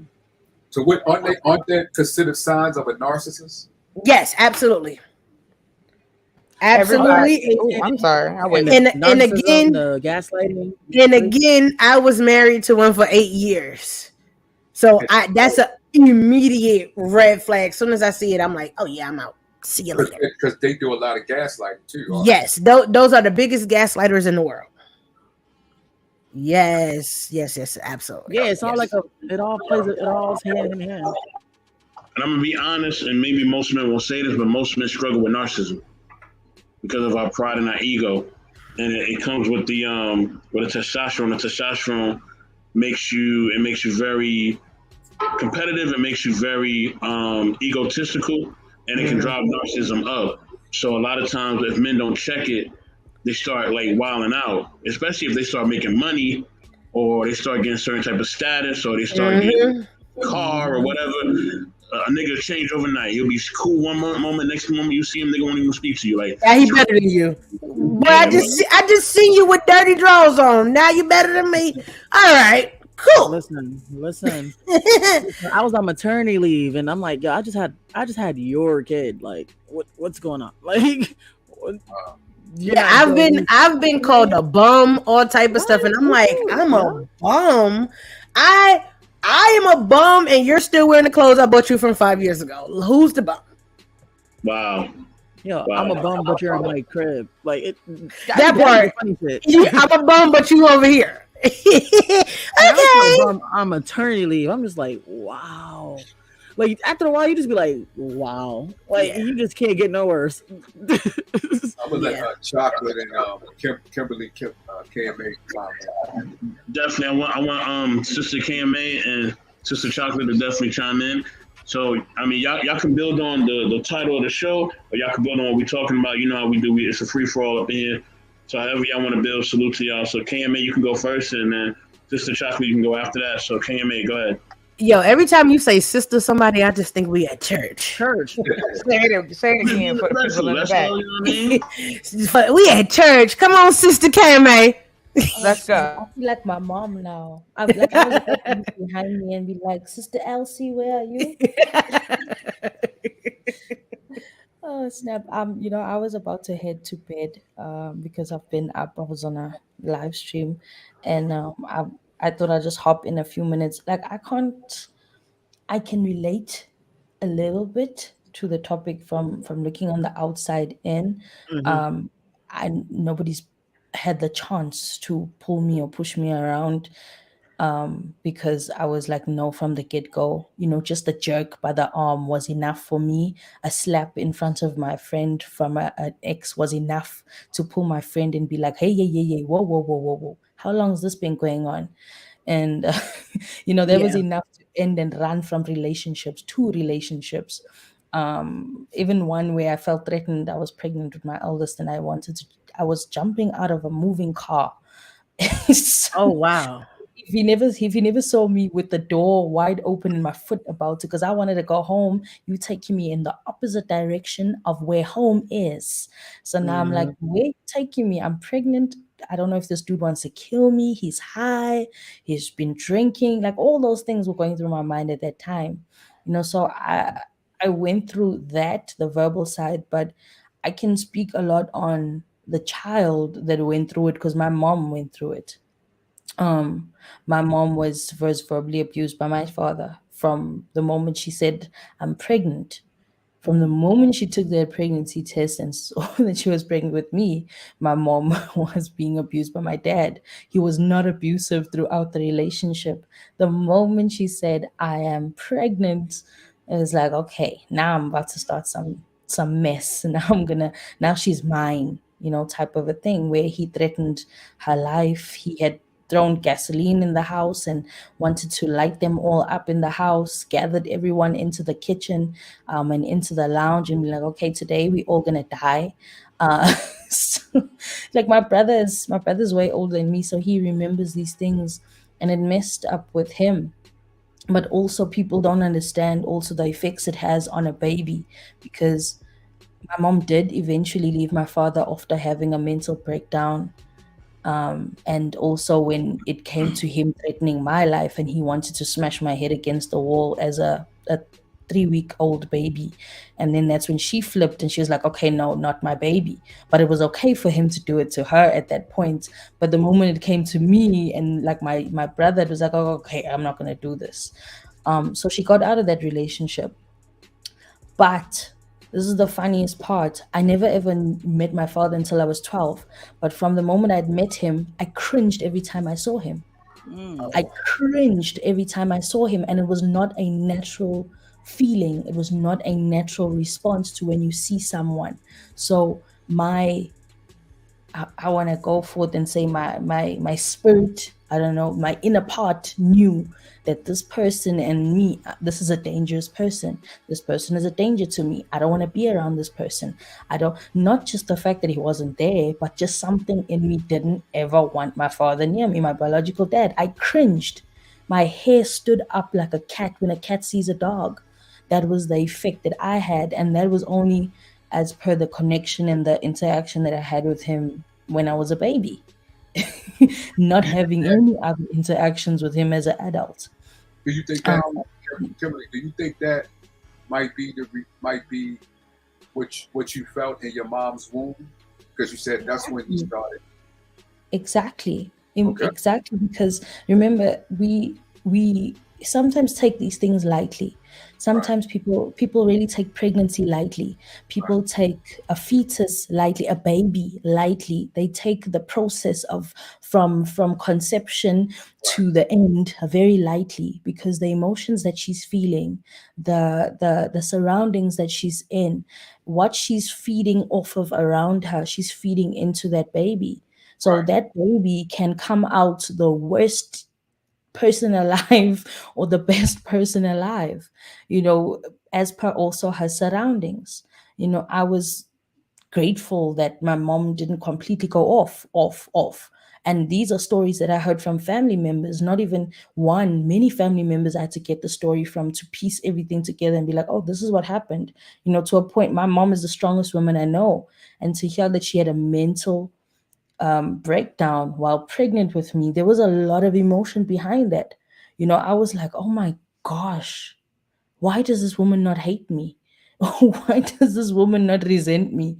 Because she was abused from the moment she said, I'm pregnant. He wanted a child. And now when it was like, okay, there's your kid, there I'm pregnant, he's going crazy all up for everyone. He would even sleep with a knife under his pillow. And he'd say to her, okay, this is for when you decide to start some nonsense in your sleep, or if you irritate me, then I'm just going to use it. He slept with a big knife under his pillow every night, every night. So that's what my mom slept next to. And when he attacked me, my uncle had to come, and he didn't know my uncle's in the other room because he would do it secretly. And my mom is a very outspoken person. And people thought she was losing her mind. They said, no, it's just you. You the problem. It's you, man. It's because you're loud and you talk too much, type of thing. He could never do that. He's so timid and he's such a good guy. And years later, I got to really see my father when I finished school and I stayed with his sister and I got to interact with him and see what he's like. And I was like, oh, dude is really, he was messed up. He stood in front of the road once and he just started swearing at me because I said, I'm tired. I come from work. I need to go inside and take off my shoes. And he stood in the middle of the road and he started swearing me every name possible. And people came out of the streets, and this is in Durban, and people came out of their homes, and my auntie says, what's happening? I'm like, your brother is swearing me. And I walked into the house. I was too tired. When you're in a retail job and you've been standing all day, you got no time for that. And that's when I got to see that now he got some issues. And now as a more into it, adulthood, I got to hear about his childhood, how he was thrown into. It's no excuse to the person he's become or had become, but he also had no choice. At some extent, he was rejected. He was thrown in children's homes. He was severely abused. So his love language was abuse. His love language was, I'm going to pull on you. His love language is, I'm going to slap on you. His love language is ownership, like a dog. When a dog owns something and says it's mine, a dog marks its territory by peeing on it. So I felt like he had that kind of mentality of how he perceives things and looks at things. And now, that's why I say now, it's no excuse though. That's no excuse for any abuser, because we know people that have been through way worse. People that have been severely abused and have come up into the best people ever. Another good friend of mine that got married to a cousin of mine, that his father was abusive. They would have to leave home every weekend. Every weekend he'd be hitting on the mom, the kids, everyone except for the one child that was asthmatic. But he'd hit on everyone. The moment he'd pick up that bottle, he's getting drunk and he's smacking everybody in the house, and everyone had to leave and they'd be sleeping in our house. But that boy didn't turn into his father. And his father changed many years after that as well. His father passed away about a year ago, and his father passed away a loving husband and father. He changed. Man done a 360. Like, the wife still stayed with him, the boys still obeyed him, and I was like shocked. That was the first. I was like, what? This is uncle. So I won't say the name, but I'm like, this auntie used to have blue eyes every weekend. If the one eye is open, the other one gets closed next weekend.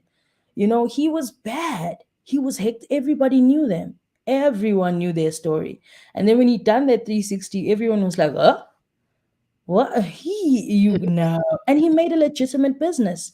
He ended up forming a legitimate business for his kids now that his kids are running. And I was like, oh snap, I would love to hear her story also. I'm like, how did you forgive him? What was that process like? How did y'all stop reconciling? Because me, myself, Kimberly Anderson, I don't know, hey, how far you can go with me. No matter how much I can say I love God and Jesus is my Lord and Savior, but if you're going to put hands on me, I don't know how far the reach is. I don't know how, if I'm going to remember. We know you thugged out. We've seen another picture. We know you thugged out. I don't know if I'm going to remember to pray for you or smack you. I don't know. My first response is gonna probably be to smack you because I got these two babies. I like that. Absolutely. I'm gonna That's smack the balance. you, That's and then the I'm gonna throw your balance. stuff out, and then I'll probably say, "Okay, Lord, forgive me." But look, I needed You seen what I was up against. Yes, absolutely. the weapons formed against me will not prosper. Absolutely. So I'm gonna rest my mic with that, guys. I'm gonna head to sleep. I'll probably keep listening because it's 3 a.m. now. It's 3 in the morning. I just came through to speak a little and say hello to everyone and say good night too. Hello and good night, and thank you for sharing. Absolutely. Because it's always hard when you go back and realize, and the fact that, and I understand you. I didn't want to be rude because I'm gonna tell you, I make jokes of the things that I've gone through in life. Me so too. I get those pauses when you laugh, like, yeah, man, this is what happened. Like I mean, it was so insane. But anyway, I didn't get on to take my turn. I just wanted to say salute to you, sis. It's hard to come to a realization of truth and within yourself. Looking back in that mirror, it's hard. And to tell yourself the truth, hey, this is why I am the way that I am, whether I decide to work on it or not. But I do can tell you why I am this way. So Right. salute to you. Right. Absolutely. It's just like, people love to say, "Oh, women don't take accountability." Shh. You have to. You have If you to. don't, you will be out here with a gun, the way Absolutely. Eric Vaughn said. That's why they say men and women, our coping skills are a lot different. Mm-hmm. See, you guys get it Absolutely. as kids that if I want to release a Tonka truck, let me punch my brother, let me go play basketball, let me go be rough, let me Mm-hmm. sweat it off of me. Girls are told not to do that. Even though I went against the grain, I didn't care because somebody told me to do stuff. I don't never listen to what people tell me. Absolutely. Not about me. Now, if you want to tell me because you have built on BMWs and that kind of, you can tell me all day. But no one can tell me about me but me. Like that's it. Oh, preach. Okay. That's one of my pet I peeves. would Like, say how you gonna tell me about me? I am me. You're not me, so okay, you can't tell me nothing. only one. There can be only one, and that's No. me. So You can anyway, let tell me me your introduce opinion, right, like for real. Not but to you be can't serious. tell me, oh, you're this, you're that. No, that's Every not how that game every goes. exactly, and it's like I get exactly what that young lady just said, and it kind of it goes into what I was gonna say. Period. I live with one of the biggest narcissists in the world. It's my dad. My Mm, my dad showed me every man that you can find in our community. He was that man. He was the pastor. He was the confidant. He was the kid. All the kids love Reggie. That's not my dad's name, but I'm just saying. You know what I'm saying, right? right. He would give you a ride. He would counsel your man. He'd beat up the brother down the street if he was being a little too handsy. He was all of those men for everyone else but me and Yeah. my mom and my sister. And he didn't get to meet my brother, and I'm thankful for that because his personality, it didn't matter that he was a man, it was the fact that his personality sucked. I Yeah. mean, sucked. I get what Kimberly was saying. I watched my father be abusive, not only to other women. This is how much my father respects you, and you're giving him money, you're letting him stay with you, you are letting him do whatever. He got your car picking up his other women. All right. Stop. He was a fuck boy before we start calling them fuck Oh, boys. honey, I got stories for days. My dad was no joke. He did not Oh play out here. man. And Yeah. I'm gonna tell you it. Yes, it is a catch 22. Yes, I have hangups, I have insecurities and issues that stem from my relationship with my father. Um, my father didn't look at me as his daughter. He actually looked at me as a best friend, or even to the place he told me once before, many times later, but once in my life, I'm 14, 15 years old, and your father looks you straight in the eye, no blinking, no liquor, no nothing. You should be my wife. There you go. That's the beginning of that book I'm gonna drop. But I'm telling you, Girl, Jesus. when I heard her and I heard her laugh, and I understand that awkwardness, because when you start talking about the things that you've gone through in your life and you don't blink, Yeah. that means you okay. Yeah. That means you can deal, because I had blocked that out. My relationship with my father was very wrong and inappropriate. I'm thankful that it didn't go any further than words, but I do understand that if I was a weaker personality type, He would have like tried you. he'd have tried me. He Yeah. got my one sister. He already got one of us. Mm. My other sister was too young, so he would physically abuse her. But me, I got the trifecta, right? It was let me put you against your mother and tell you that your mama don't care about you because I love you more because I'm your dad. I love you more because I'm buying you things. I love you more because I'll let you go be at your boyfriend's house. I love you more because I'm gonna sign. You're 16 years old, but I'm gonna sign off my rights to you to your new owner, which will be a man that shouldn't be even in my life. So come, Yeah, like I said, when you're swimming in those dark waters and you want to put a smile on your face, that to me is the best thing you can do because at least you know this should not be happening. But absolutely. who is going to believe me?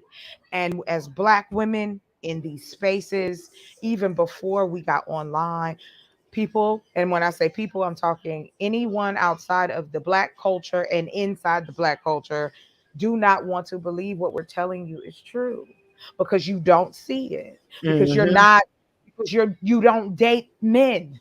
It doesn't matter. These are personality traits. But men Right. are encouraged though to continue them. Be sexual. Sow your oat, your rote oat, your somebody else's oat, and your friend's oat. Take my oat with you. Like that's how we tell young men, young Black men about sex. Go have as much as you want, because when you get you a virgin, boy, you hear me now. You get you a virgin. You can But, slang it from here to high sea, but when you get you a virgin, my boy, and but this let me is, ask you a you know question. what I mean? It's interesting. Yes, Let me sir. Please. let me ask you. And thank you for that testimony. It's very uplifting and I wisdom, hope so. knowledge. Yeah, Yeah, yeah, very. you I can like make it through. You can make it through a lot, and it. that's the only reason I tell my story. So thank you but I appreciate it. Thank you everybody in the chat and Savage, your testimony too is really uplifting and there's wisdom in it.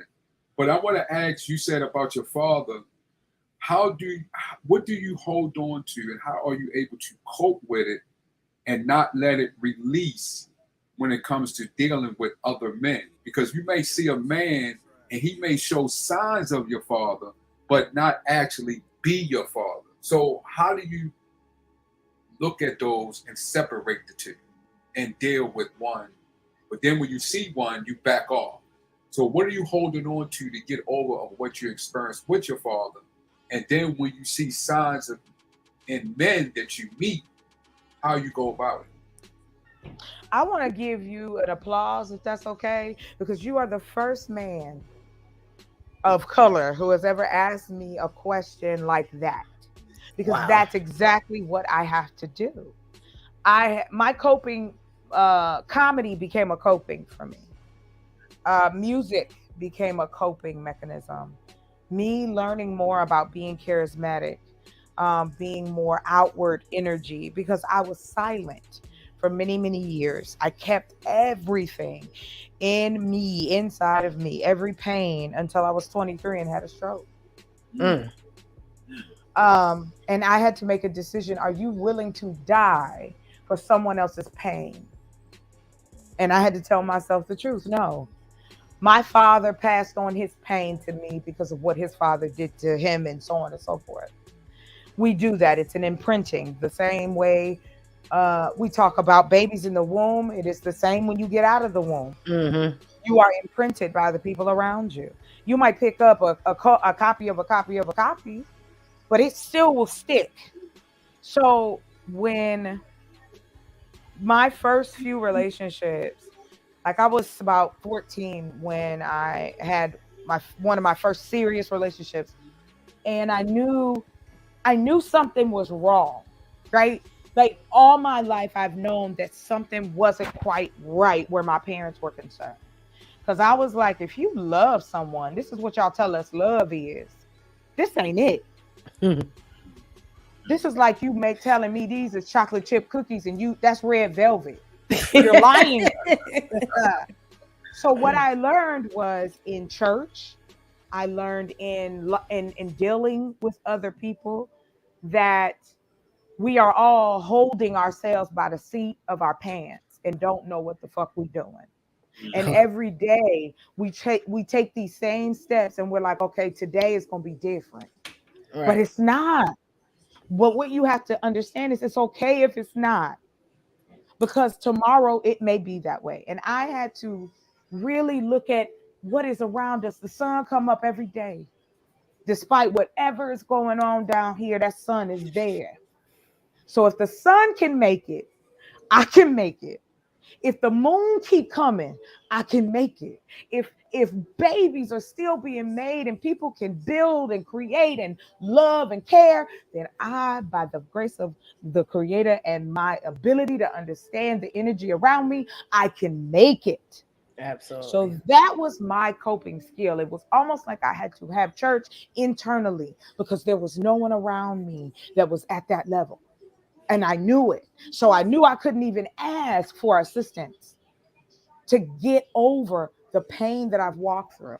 I've gone to, psychiatrists or psychologists, but unless you have any inkling of what I had to go through, I really don't want to talk to you. And it's not so much as that I feel as though I need to prove something to you. It is just that for years and years and years, women like ourselves, we have to swallow shit. And I'm saying it with the capital S. Your parents, the society, your men, if you with women or men, it doesn't matter, your relationships, your friends. If you feel any differently or have the capacity to be anything more than what's around you, you feel alone automatically. Absolutely. No one is talking about how a little girl is now grown, but she don't know what grown mean yet. It's just like telling a little boy at 12 or 13, you a man now, your nuts drop. You a man. You know, what does that even mean? And it goes for the same for women. And we just want you guys to hear us in the fact that our coping skills is just as fucked up as yours. Right. We just do it differently. Right. We may become sexually motivated by it. We might just be, fuck it. Hey, you walking, you got a dick. Oh, I want you. I'm on it. Come here, boo. I'm on it. I became and I guess that's the thing. A lot of people get weirded out about me and they'll say, oh, you oversharing. There's somebody out here that's going to be listening to me and know exactly what I'm talking about. I realized that men only looked at me and wanted to get between my legs. So I made it work for me. And I don't blame any woman that walks this earth because let me tell you, we've been giving up money and power for the ooh-wee, and y'all been giving it away. Like you can walk down the street, excuse my language, please let me know. I don't want to disrespect nobody's panel or show. I appreciate being up here. But baby, I can get dick in less than 10 minutes. No, sister, we want you to share transparently. It's fine. Listen, hold on. You see what my name is? I say everything under the sun. All right, cool. Well, I know that right now I'm in the middle of doing my hair. So I'm looking real awesome. But I bet if I step outside right now, 20 minutes, I'll have some dick. I can absolutely faster than DoorDash. Y'all just be. It's called Dick Dash. Come on. But no, I wish I could get exactly what I wanted. That's different. At least DoorDash is bringing my taco the way I ask. I don't ask. Talk your shit. Yo.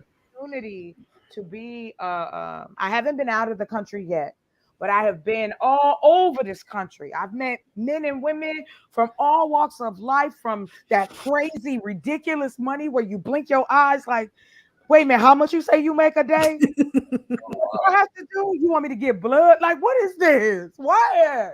How I get there? Shit. I've met people who live in right outside my street. Let me tell you, I had a young man set a bag on fire to keep warm under the steps, and my apartment door was right there. Oh, wow.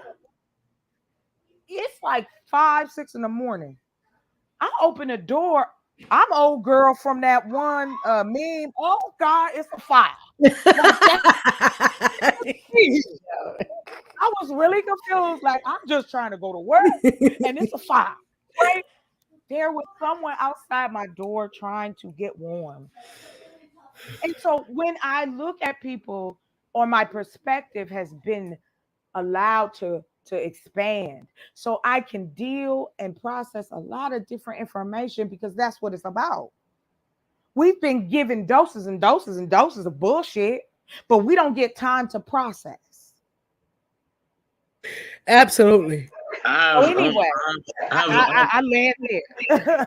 I have a question for for the women on the panel. Before I get to the question, I want to just say that salute to Sister Chocolate for sharing that. I think that the biggest thing that I really related to a lot is that men and women both have effed up ways of coping with things. I think that we just overlook it a lot of times, and we just think that don't cross everything, but it's all right. You know what I mean? I'm here for you. You know what I'm saying? We overlook a lot of Hey times. yo, I'm a motherfucking thug. I don't cry, nigga. The Thugs, fuck? thugs cry. Come on now. You do Don't at do times. that, son. But Thugs cry. but yeah, like I just think that like men and women do both have ways of handling things that may not be the healthiest. You feel me? So Absolutely. we gotta really just understand that, and understand that we both are trying to figure it out at all times. So Right, right. my question to the women is this: do y'all know the difference between just getting some and actually a man really loving you? Do you know the difference? Do you mean in a sexual sense, or are we talking about relationship? Relationship, because I think some do you kind of know the difference between a man Yes. who really cares and then somebody who just Oh you yeah, know yeah, yeah. you just getting it. Absolutely. Oh, I think I fucked. I think I absolutely. fucked enough to know I what's gotta, what. but I'll even add to that. Yeah, I still, hey, I'm still single out here in these streets. Anyway,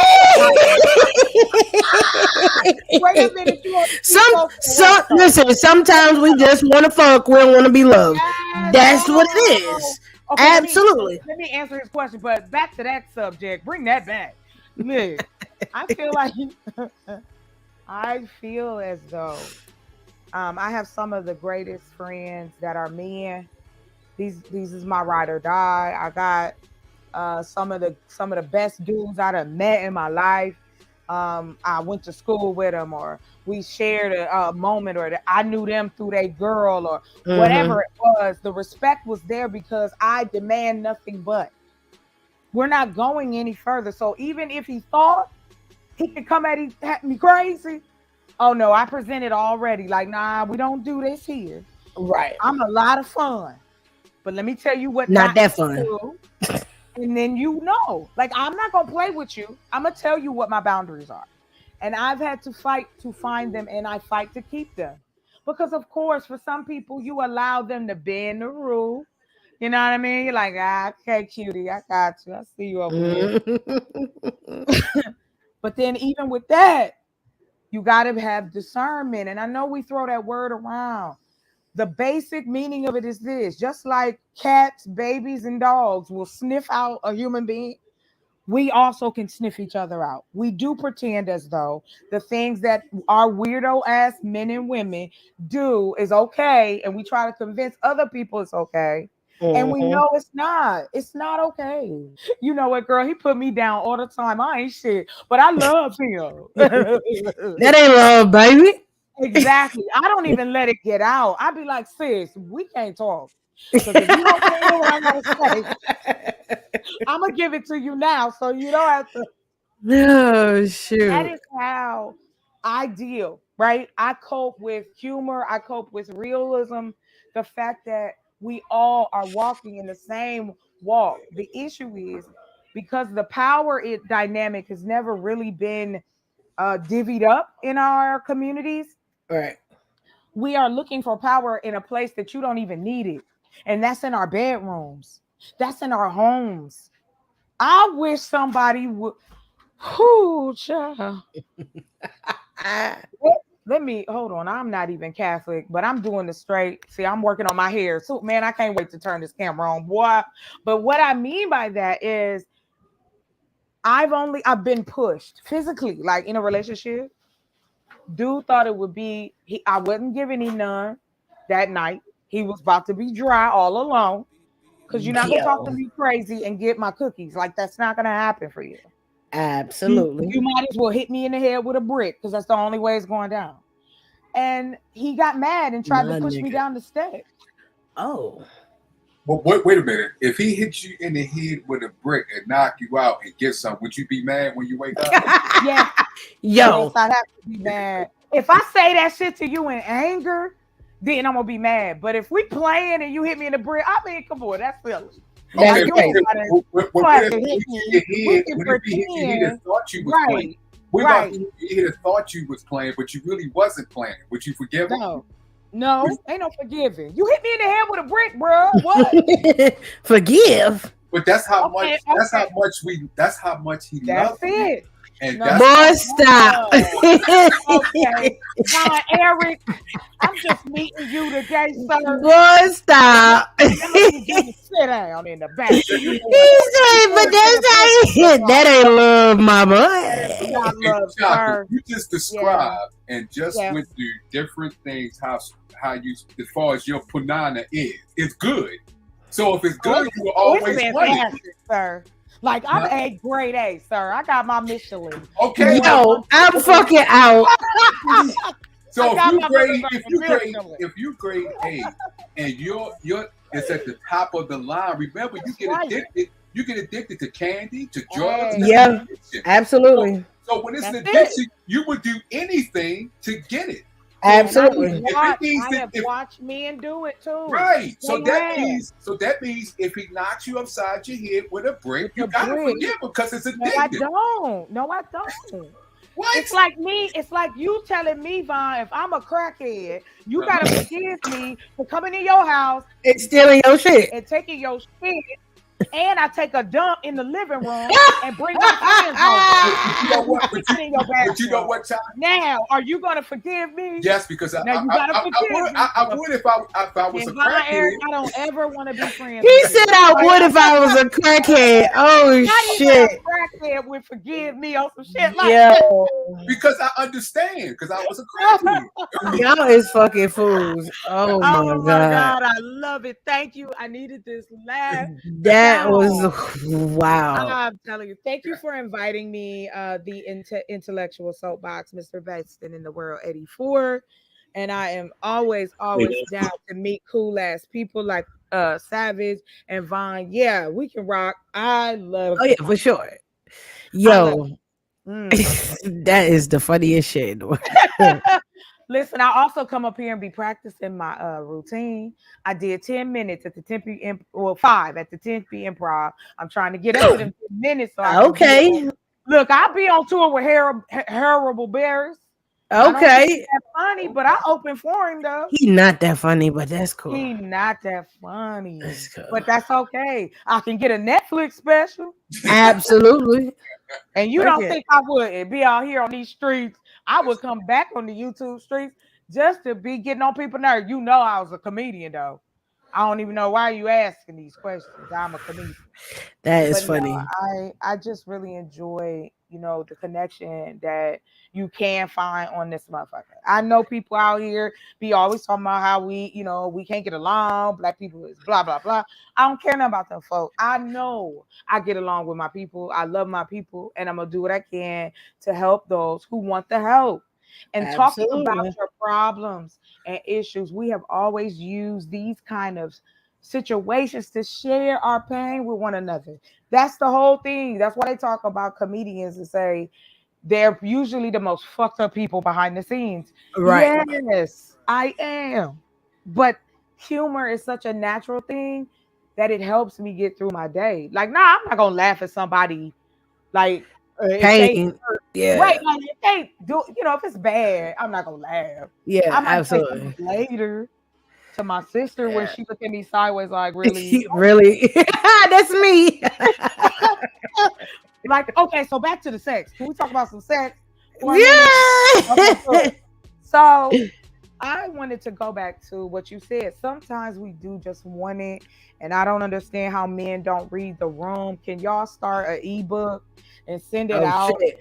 and let men know how to read the fucking room when it comes to it? We be trying to give it to you. Like we have the whole thing set up in our head. Like I know what he gonna say. I'm gonna go get him some of his drink. I'm gonna put it on cold. Let me turn this ESPN's on because I know he liked it. Yo. We be on that whole list shit, and then y'all come in with some bullshit. We be like, man, Damn. I'm not even gonna cook for you. I'm going, girl. We still going out.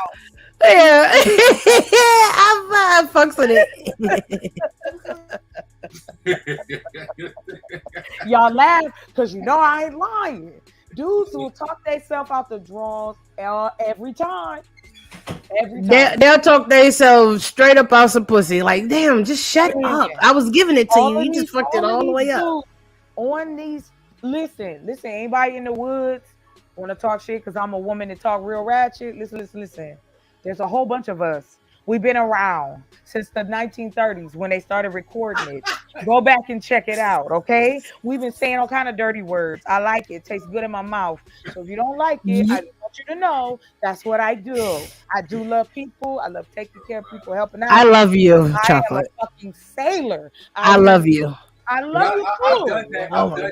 I've done that in my younger days. I remember I talked myself yes. out. I did because I was talking while I was taking off my clothes. She was putting hers back on. I do have time to talk and you're taking your clothes off, sir. Come on, don't you ain't gotta say a word. Listen, they told me I was wrong because I had to do that. That's all I wanted, right? So he'll come over. What's wrong with Come that? over. He already knew as soon as he came in my room, get naked. Yeah. There was no conversations, no nothing, none of that. The only time we had any type of conversations was when we was finished, he was putting his clothes on and walking out the door. And that was like 2 minutes. All right, see you next time I hit you up. I told my aunts used to tell me, Vaughn, shut your mouth. Just shut up. Yeah. I have had to do that. I have had to stop people so that we can continue because I either done drove too far, right? I'm either tired and I'm hungry. I'm like, I don't want all that. I don't want all that conversation. Right? What's your side, Chocolate? What's your side? I'm a bull, baby. I graze. I fucking knew it. I'm a bull. I graze. Let me tell you something. Let me just say this real quick. Listening to you, I knew you was a fucking Taurus automatically. Okay, I fucking knew you was a Taurus. Me too. I got that right here, baby. That's what this is right here. I knew you was a fucking Taurus. I knew you was a Taurus. But you know, we the rare ones though. Yo, the ones who I'm telling you, as they say, we sit in our masculinity. No, I sit on masculinity. So absolutely. I don't sit in it. Knew it. I know it. Fuck, man. I've been listen. I'm rough, right? I'm rough around the edges. I knew it, yo. I'm listening to you. I'm like, damn, she sounds just like me. Like, this is some shit I would be saying. Yeah, like this is crazy. Listen, no, we out here, and that's why I love the internet. You are April Taurus or May Taurus? April. Okay. Don't even try to put me down there. All right. Hold on now. Cali. I'm a May Taurus, so yeah, y'all different though. Y'all are different. We are. But it's okay. But yeah. See, Von Eric, let me explain real quick. The vibe. Go ahead, Kevin Hart. Let me explain. From my checkings to my savings. This is how I get down. Hold up. Let me get my notebook. Let me get my book real quick. Get your pad. Get your notebook. Your pen and your pad real quick. Look, I'm gonna tear your whole life up. I'm gonna pull that book back, that book you get when you're a little kid, that have all you when you first get a bank account. They be like, here, this is where you write your $5. Oh shit! I'll pull that on you. Change your whole life. What is she talking about, bro? I know what I'm on. I know. Here go the date. Oh my God! Listen, I have really been. And speaking to that point, I love me some men, child. Just like Praise Tony him. Braxton said, she said, I love her some him. I just put this them. T-H-E-M. Them. Not just one. Okay? So I knew that one, I don't want to cheat on nobody, so I'm always perpetually single. Like it's all I'm single. Baby, I'm single for you. Like, Okay. Hey, I just posted not too long ago. I wanna have a bae friend. We both single, but we only fuck with each other type shit at that moment. Right. That's it. They called that a cuddy buddy in the 90s. Right. They called that your old man or your old lady in the 80s. Right. And that was your sweet thing and your boo thing in the 70s. Right. And now that's just our sneaky link. I like my sneaky link. Oh my gosh, yo, you was speaking my language. And I live it. And I've lived it. And I'm gonna me too. It's nothing like getting up in the morning, like you say, today gonna be a good day. No pork, right? But if a guy, right, that you met, and you can see you like him. Right, everything is good. I like him. Okay, you like him, like him. But you see. Wait, what? Hold up. If I give him some, he's gonna act crazy. So do you still give him some or no? No, not the ones I really, really like. No, because I have to see how you handle yourself first. Yeah. Okay. Yeah, dudes I don't care about, and I hope you go live and cry in a corner after it's over. With your thumb in your mouth. Yeah, I know. Call your mama, son. The money on the table, the cab will be here. Yes, absolutely. Have a good time. I'm glad they invented Lyft and Uber. Absolutely. I got an account on that mug. Like I got you. I got you.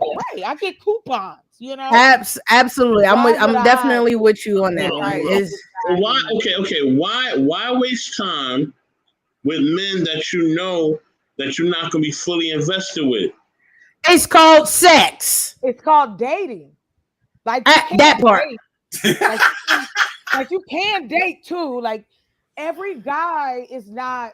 You ain't sleeping with every dude. You sleep with a selective few that come across as men you want to give your ooh-wee to. It's a gamble.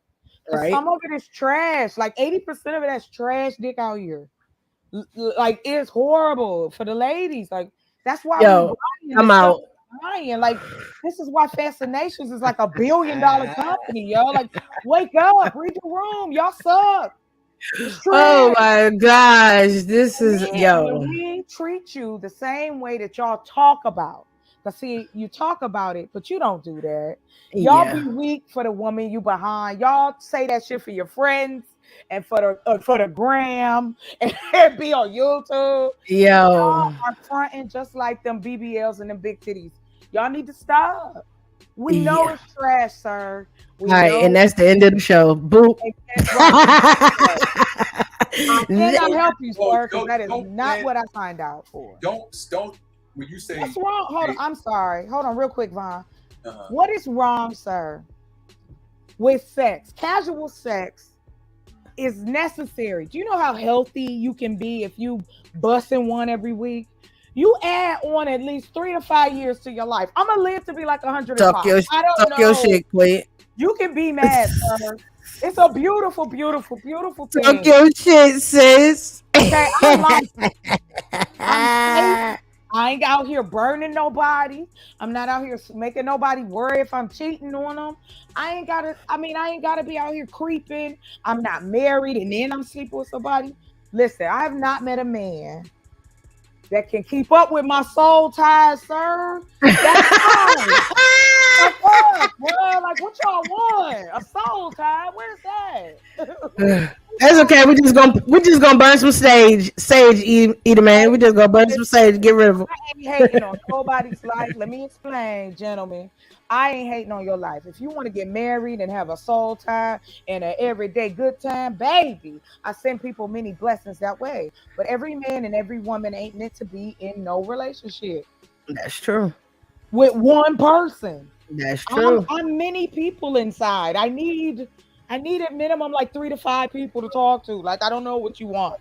You gotta have variations. You gotta have variations. Mechanism is that defense mechanism from being hurt? I gotta ask. Part of it, yeah, of course, part of it.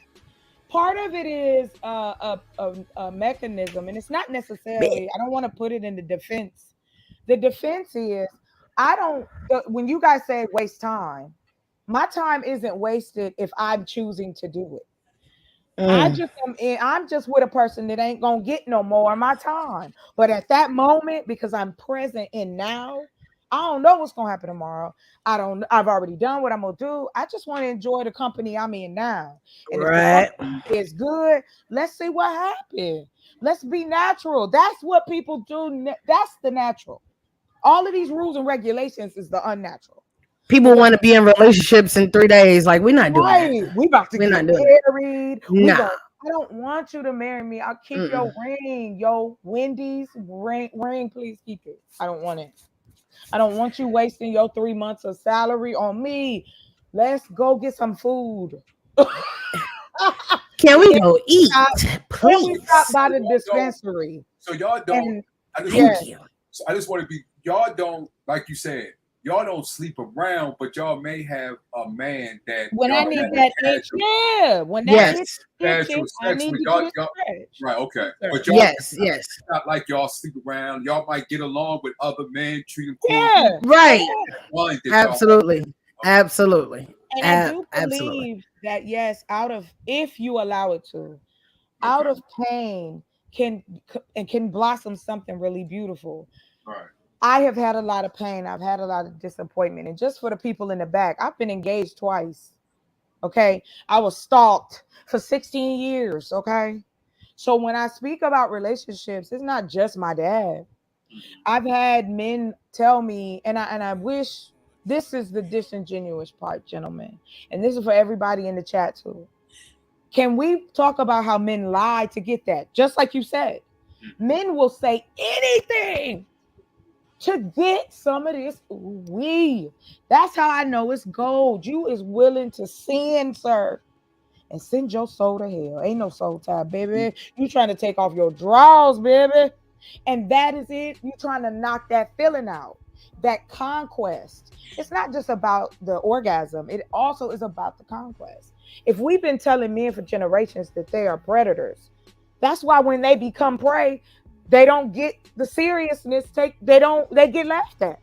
Men laugh at other men like, you let her do this to you, sir. You let her blah blah blah. You weak dude. Da da da. You a pussy. First off, pussy is the strongest muscle in the world. I just want everyone to know. So I don't understand that slang, but whatever. But I'm just saying, if men just stop with all the pomp and circumstance, we wouldn't have these issues. Like, for real, you wouldn't have issues finding women to submit to you. You wouldn't have issues being able to talk to women. Quit trying to conquest us. This is not the 1600s no more. Like, no one is going to war, yo. Stop. Can't we just get along? Listen, and if you find that person, then you find that person. But until then, I'm going to live my life accordingly. Exactly. Do what you want. But see, here's the problem. They cannot stop worrying about what we doing because they know what we got. We got that. Oh, nah. Pushing it. We got that snapback. And see, women like us and Savage could probably attest. Men be on us like bees. To honey, like flies on shit. Ooh. And we be like, but I'm not even your type, yo. Like, why? Absolutely. Don't you like them Grammy Graham? Hold on, y'all. Ida Man Williams has a question, and hopefully Ida Man can come up here. He says, "Is your expectation that men only be with you?" Okay.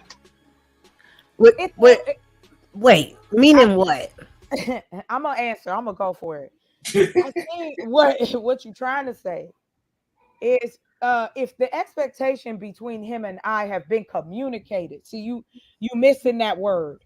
Say it out loud. Say it with your chest. If you want to be with me and sleep with other women, then now I have to make a decision. If I decide to stay with you and say yes, then I have made that decision. Right. If I say no and you still do it, then you're the asshole. That's how that works. Now, if I'm dating, because this is two-sided.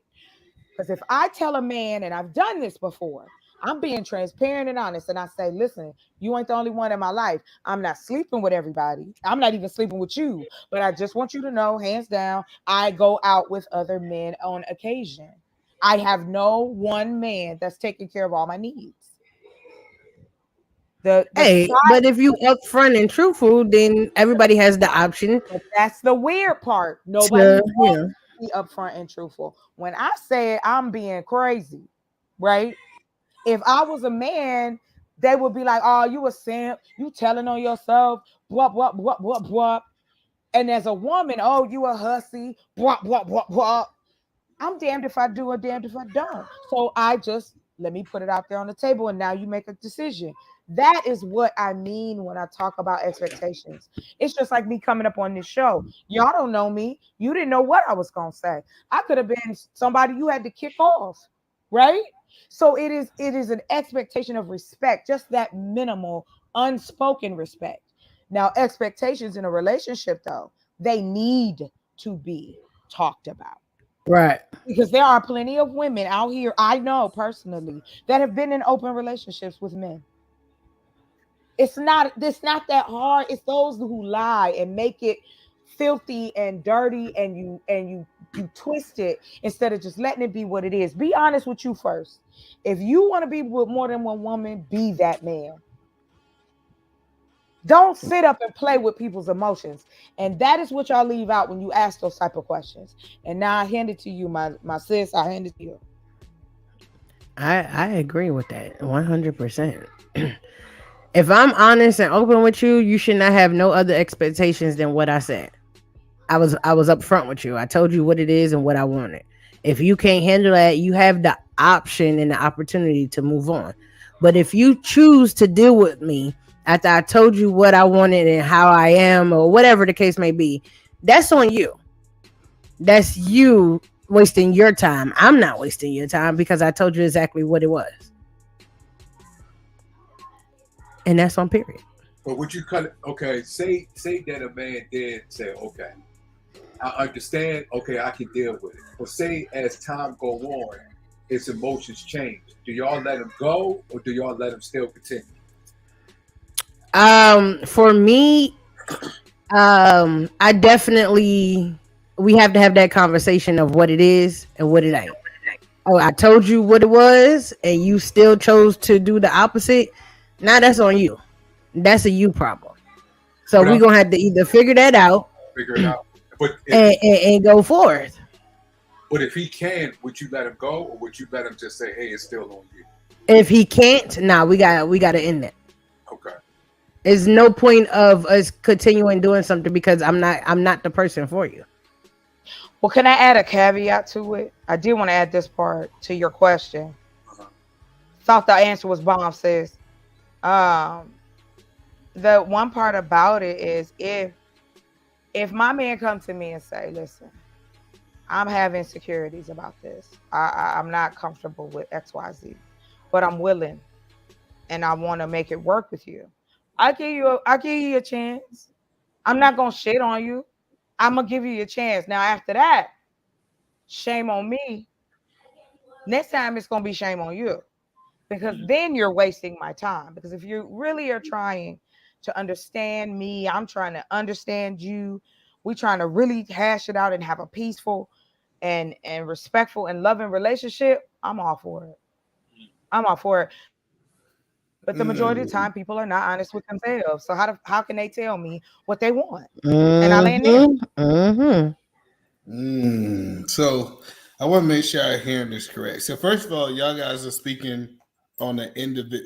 Y'all guys are saying this is what y'all do, but y'all not giving advice to other people to take these steps, right?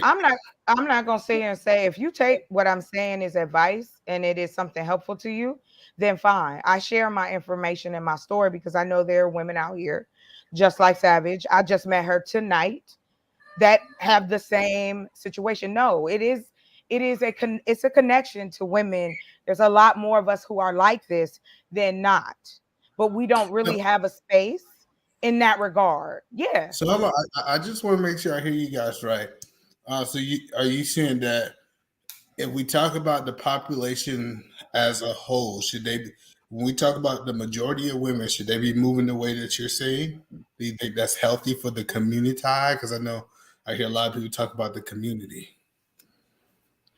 Well, I'm me. I'm gonna let Savage. I'm me. I can only talk about me. I can't tell nobody how to move and how to do what they do because everybody is not the same as me. A lot of women are very emotional, get emotionally attached. I know how to turn it on and off. I get emotionally attached to who I want to, who I feel I can be emotionally attached to. I'm never giving this as advice. This is what I do. And as she said, if you take what I said as something you could do, then kudos to you. But I'm never gonna be like, listen, hey, sis, this is what you should do because this is what I do. Absolutely not, because everybody's different. Everybody approach situations different. Everybody handle situations different. So I could never be like, hey, I'm like this, you should get like this. Nah, because everybody can't handle it. Well, let me ask you a question. Outside of you two, do you think it's healthy for women to move in this way? It's healthy for me. That's again, all I have to talk about is me. I'm go ahead, Savage, if you don't mind. I'll take this question.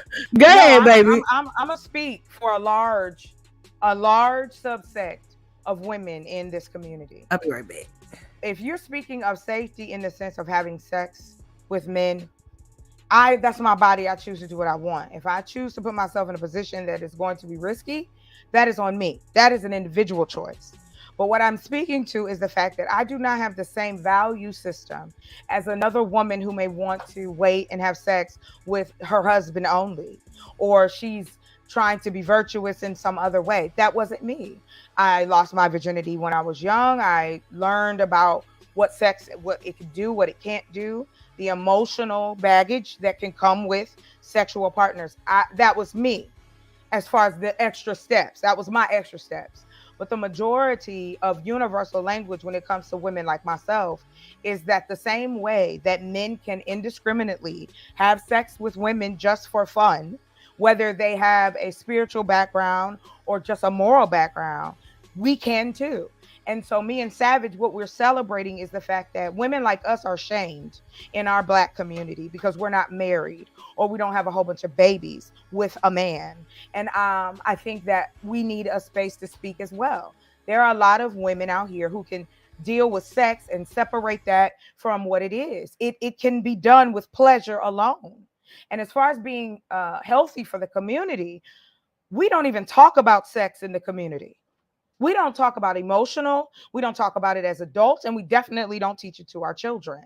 So to say it like, well, if you sleeping around, then that might be something bad for the community. Hey, it's people that sleep around in every community. That has nothing to do with the correlation of the degeneracy or the lack of having any kind of unification. We can't attach that to women wanting to have sex without having some kind of tie to it. And I land there.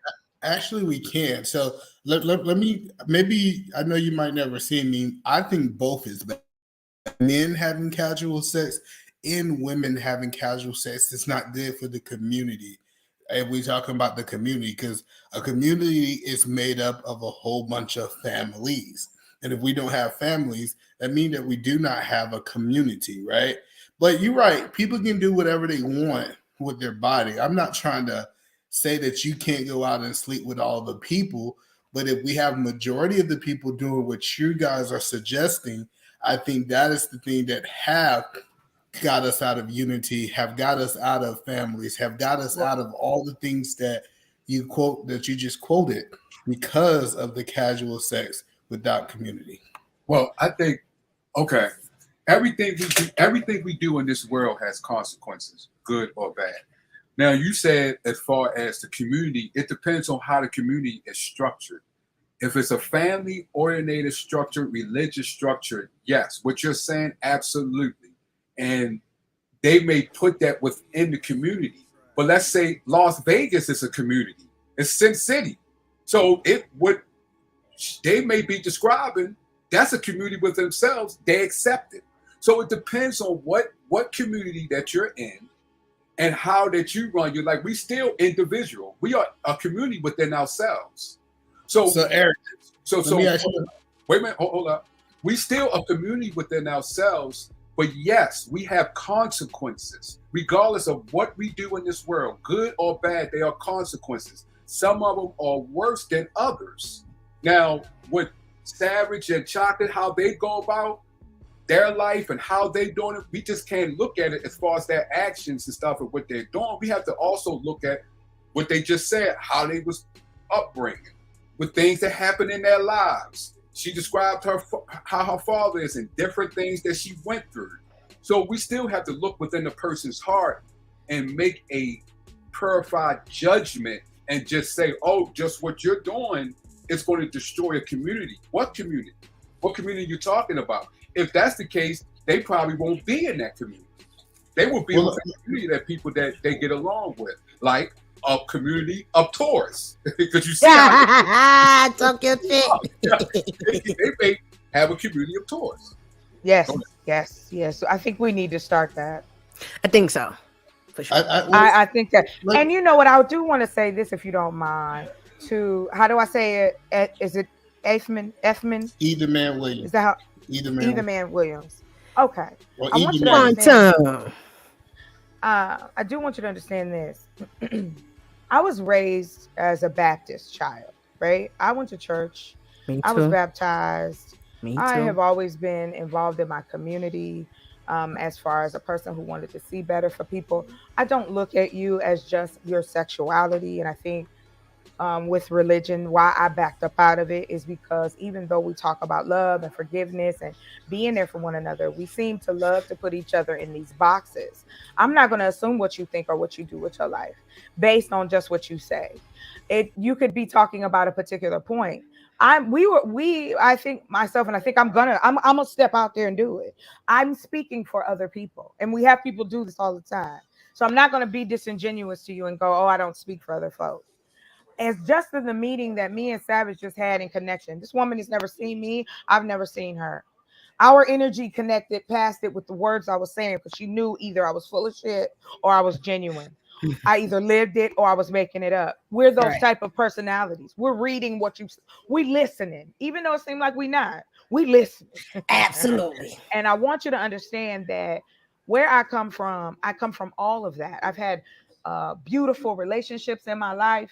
I've had horrible relationships in my life with men. I have had abusive relationships with them. However, I still find men attractive. I do understand concretely that all men aren't the same. My grandfather raised 10 children, stayed with his wife through getting shot in the gut. He worked 2 jobs. He retired from GM. He had a cleaning business. Listen, I want you to understand where I'm coming from with my words. I am not one of these people that come on here just to say shit. I've lived these situations. I understand and can empathize with another person, man or woman. When you want your relationship to be healthy, I think having sex before marriage is a necessity. I'm not going to live with you forever and you can't blow my back out. I don't care how much praying. I don't care how many times we talk about it. If your game is trash, it's going to end up being a problem. And I'm just using sex as one avenue, but it could be financial. It could be your controlling behavior. It could be her controlling behavior. There are so many factors. And us as Black people have to stop pushing ourselves down to one or two things. We are so much more. And that's what I want you to understand. I'm coming from a place of perspective, not just telling people that going out here and having this one and that one. If we want to talk about doing something about the community, let's talk about building for people. Let's talk about getting the homeless taken care of. Let's talk about taking care of these babies that's 800,000 deep that are in foster care. Stop worrying about my womb and where I put it and where it goes. Stop worrying about who I wrap my legs around. That is my choice, and that's between me and whatever faith I'm in. If we're going to have these conversations about what women are doing and family in the community, let's get these men out of prison. Let's get these marijuana convictions overturned so these men can have jobs. And if they can have jobs, I bet you what I don't have, they would be willing to take care of their families. So if we going to have that conversation, I'm down, sir. But to correlate and put together me and me having the ability to discern that I am aroused and excited by this particular human being and I want to be with them right then and there, that is my choice. And any consequence that comes from that, I am willing to stand 10 toes down. And that is why her and I were celebrating. Because women like us, we don't get a voice. We are the in-between. I can be righteous and ratchet at the same time, and you wouldn't know the difference. Okay. So and not at you personally. I'm just saying in general when we make assumptions about people and what they do. That's the problem. See, the problem is people believe their individual actions don't have a major factor. Let me give you a couple examples of some of the things that you said. When you was talking about those kids that was in foster care, what does that come from? Did that come from people that's being married that's producing kids, or did that come from maybe casual sex? When you talked about, people being in prison, does that come from 2-parent homes, or do the statistics says that those things comes from single parent homes? I get what you're saying. I'm not knocking it. You got the right to do what you want to say, but it does start at an individual level if we look at the mass problem of what's going on in America today. And I apologize, but I want to also add to you, that's not what I'm saying. See, again, perspective. It's like the game telephone. What I'm saying to you is that regardless of what my proclivities may be, I can still look at my community and go, it still needs assistance. My worth is not between my legs. It's up in my head, because I could lose all the rest of this and just be a paralyzed person. But the only gem that's on my body is what's in between my ears, sir. I don't put my vagina on a pedestal. And that is what has happened, is that we as Black women are supposed to stop what we doing, become wives, and go in the house. And I want to ask that question back to you, sir. What does that do for the community? Is that healthy for the community? Because what about all the doctors and nurses and teachers and lawyers and cleaners and carpet men and the plumbers and electricians? Those are men and women too. And they may not be married and they may not have kids, and they're a part of the community. So we got to stop doing this game where it's only this and it's only that. That's not true. And we know that. But we know it. I want to say, as far as what you say, I understand what you're saying, but you went to statistics. Statistics. First of all, what statistics that you quoting? Plus, the statistics shows a lot of things. Remember, it's a lot of things that mess up community. They say songs mess up community, bebop, all these raps and stuff, country music mess up community, economics mess up community. A lot of things mess up community. It's just you're pointing at one thing, and it's just not. Even if you point that out, it's so many other mental issues mess up the community. It's a lot. You could grow up in a 2-parent home and still not prosper in the community and still do things that's like a person who grew up in a single family home. It's people that grew up in a single family home that you can see football players, sports players, how they thanking their mother for how they was being raised in a single family home. Look at the Ravens quarterback, what his mother did with him throughout his life since he was a kid, all the way up to she was his agent. They didn't even go get a sports agent. She was. Look at what she did. Look how she raised her son. So we cannot just say just because like what we say in Savage and Chocolate, what they saying, oh, this is messed up the community. Statistics says many things. When you quote a statistic, you must quote how they took the statistics. Who did they reach out to? What community did they go to? What question did they ask when they did this? Did they go to each individual homes? Did they check the mental person, what they was going through, how they was raised? We just can't just look at the action without looking within. We looking at out and not looking within, because look within shows you all the information that you need to grow. And just because these two women are expressing certain things, to me as a man, I'm learning. I'm learning like either I'm going to mess with them or I won't. Either I'm going to go or I'm not. That's still wisdom. Exactly. That's it. Well, I think you look at it different, Eric, because it sounds like you're single, right? You're still in the market, right? It doesn't really benefit you to speak against your interests, right? I'm a married man. I'm off the market. I never plan on being back on it. So I feel that I can be honest and transparent, right? And I just want to make sure that I understand what you're saying. You believe that the problems we have today in America is not connected to these, because I understand that it's a multi-level problem. But when I stated this, when I stated that, hey, single parents is a problem in America today, are you saying that that is a correct statement, incorrect statement? Because I'm trying to understand where you're at. Say it again. What you say? All right, so what I'm saying is that, hey, it is a lot of problems in America, but if we talk about the one that I'm talking about at this particular time, because she brought up people being locked up in the prison system, and I know based off statistics that when they pull the data of the people that are in jail, 70% of those people came from a single parent home. We're not saying that the 30% doesn't exist.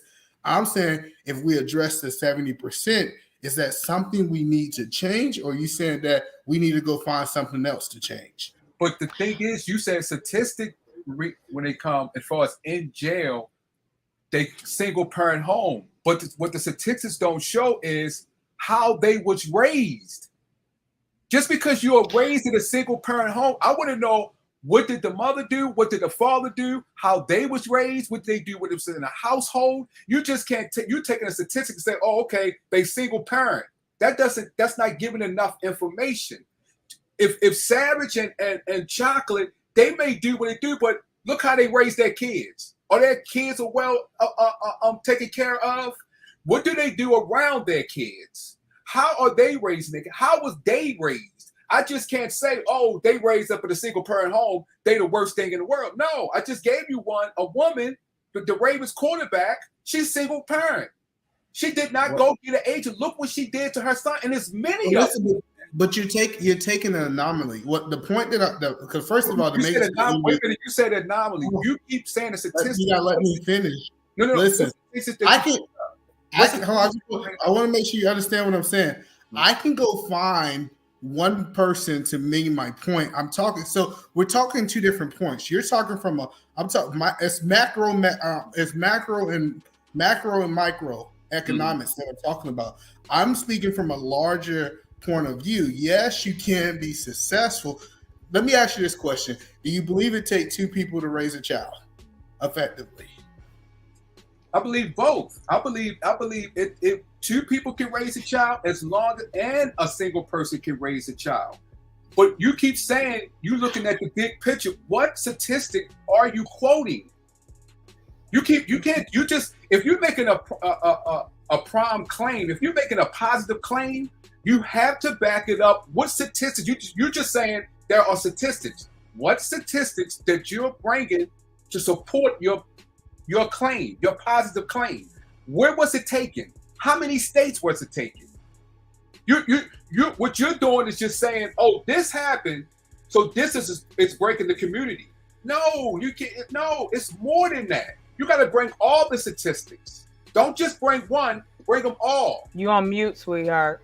I want to make sure I understand. You're saying that you believe in mass. Now, we're not talking about individual, but we took a large group of people. Single people can do the same thing that two parents can do? Yes. Yes, they can.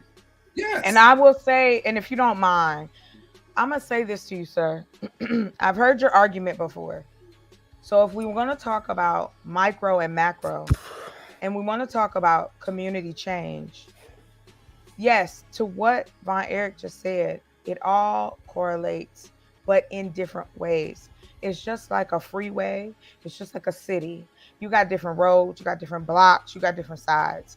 We have to stop pretending as though before the internet came, we didn't see that there are all types of situations. There are grandparents who have raised children. Are they not efficient? There have been grandmothers, aunties, cousins who have raised brothers and sisters. Are they not efficient? And unless we as a community, or unless you know someone who is going to get together and take real statistics from our community and stop quoting statistics from other people's community that go out and find out and go talk to our community. This is the statistics that you quoting, sir, were made by other people. This wasn't black folks who went out and asked questions. This ain't the census. These are people who got together and start nonprofits. For instance, I'll give you one. You were talking about how it doesn't correlate. You were talking about prison. When I brought that up, what does them having one or two parents matter? Why can't we talk about how we get them out? Why can't we talk about how can we build a community or communities across the country so that these men and women can start over and become viable?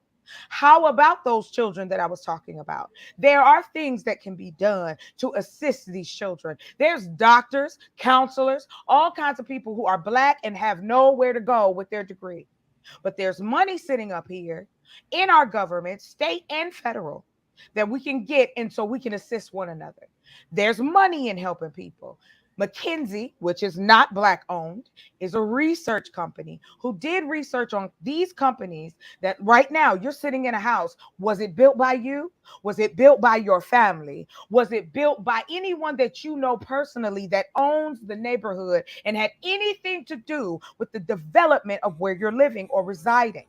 If you do, great. If you don't, you need to know. You can build your home from scratch. You can have tiny homes. You can have big homes, little homes. There was a time that wasn't allowed. So there is always going to be change within our dynamics. And as far as black people are concerned, in our community, the church has not done its job to keep us in these morality circles that people like yourself continue to keep preaching and using statistics that don't match the scenario, sir.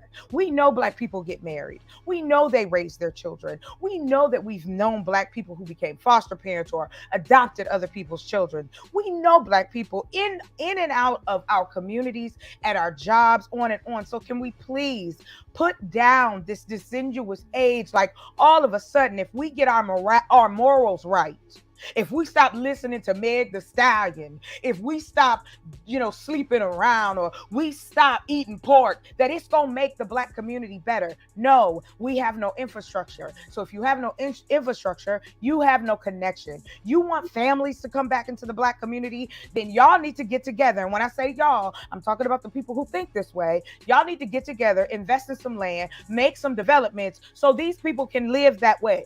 That's what our counterparts did. When they wanted their wives to be Susie homemakers and they wanted to go into the city and work, they built the communities for them to live in. They built the schools for their children to go to. This didn't just grow out the ground. And we pretend as though we can't do it either. So when you make the argument that having sex freely, because I'm choosing and no one is going to take that from me, because at one point in time in this country, that's the way it was. I either had to be married or I wasn't shit. And this is true. That's why they always trying to hook some single people up with somebody. Well, but what the truth is that we are not focusing on the things that really matter in our community. And now I'm not saying it in no disrespect to you, sir, but the things that are continuing to be said that you are saying have already been said over and over again, and no one is doing anything about it. Well, actually, I am doing something about it. I'm not talking about you. Hold on, sir. Hold on. I'll let you talk. Let me finish. I know, and I'll let you talk. You finish. Thank you. I did not say I was done. I'm just saying this. I want you, before you assume the last part of it, I wanted just to clear this for you. I am not calling out individuals. Everyone is doing something if that's what they choose to do. However, it is no slight against you, sir, that you're doing something, but it is not enough. We need more of people doing things. We need to help each other do more things. That's what I wanted to finish before you thought that I am attacking anyone individually, because I'm not. We need to network and spider web out. That's what I mean when I talk about us connecting as a community. So there you go. I land my plane, sir. That's the problem. So the problem is what you're saying is, so I don't know if you ever seen it, like if you ever cut down a tree, like I done cut down a tree. When you say, let's go get the people out of the prison, it's almost like taking the leaves off of the end of the tree. The tree have already been produced. What I was suggesting is let's go to the root of the issue. And we can because I know people say let's fix the generation now, but we have to stop what's happening with the upcoming generation. So if I can go in and if I can find a way, and this is why I work with kids so often, if I can find a way to go find the root of it, see what is the things behind that manifest these things, I can stop the fruit from being bared later on in their lives. And I get you saying, well, let's just get these people out of jail. But how do we stop this from happening again? Because we just keep going to the end after they get locked up, going to the jail, getting them out of jail, getting them out of jail. We never really fix the problem. What we're doing is we're just trying to save the people at the end. What my solution is saying is, first of all, I understand that family is the structure that just gives them the better odds. This is what I'm saying is it's no guarantees that a person comes from a 2-parent home that they're not going to get locked up or they're not going to be in the system or they're not going to do that. But it does increase their odds. And that's the point that I was telling you is that, yes, you can go out and do whatever you want to do. But if we just go to the jail after all the stuff have happened, we're going to the fruit level instead of going to the root level. And I rest my case. Hi, I would like to Welcome, Sister Tyranny, to my platform. Sister Tyranny, I'm gonna let you speak next. Definitely, I want to welcome Simon to the panel. Sister Tyranny, definitely share your perspective and go on and rock out. Okay, cool, because I'm a rock baby. Okay, this whole I can do bad all by myself is the reason that the Black community is doing bad all by itself. Okay, I am a single mother, and I'd be damned if I sit here and say that I am just as good alone as I am with a partner. There's no way in the world that if you didn't create that baby alone, then that's an indication that it's not best for you to do it alone. We understand that our men in this community, something was in the Kool-Aid when they start drinking it from KFC. We get it. But at the same time, something when is in our music when we start listening to Erykah Badu. Like a lot of us women, a lot of our women start doing witchcraft. A lot of our women started practicing witchcraft and don't even let our men know that. And now we got this whole spiritual thing going on that's convincing the Black woman that she's the best option. No other culture thinks like that. And look how awesome all the other cultures are. Look how they're elevating in life versus the Black woman struggling. We're the lowest in statistics because we think it's better to sit at home and raise our kids by ourselves. I just don't agree with that whole, yes, I can do it just as good as a village. We was never supposed to raise our kids by ourselves. Yes, I get it. My mom was a single mom. Okay, she did the best that she could. But do you honestly think that she did it better by herself than it was with her family raising the children? Absolutely not. Absolutely not. And if our ladies start taking accountability to who we open up our legs to as well, maybe we wouldn't be in these situations that we are too. Can I just say, I'm so Thank you, sorry. Tyranny. Thank you. Simon, go ahead and rock out and share your perspective, brother. What's good?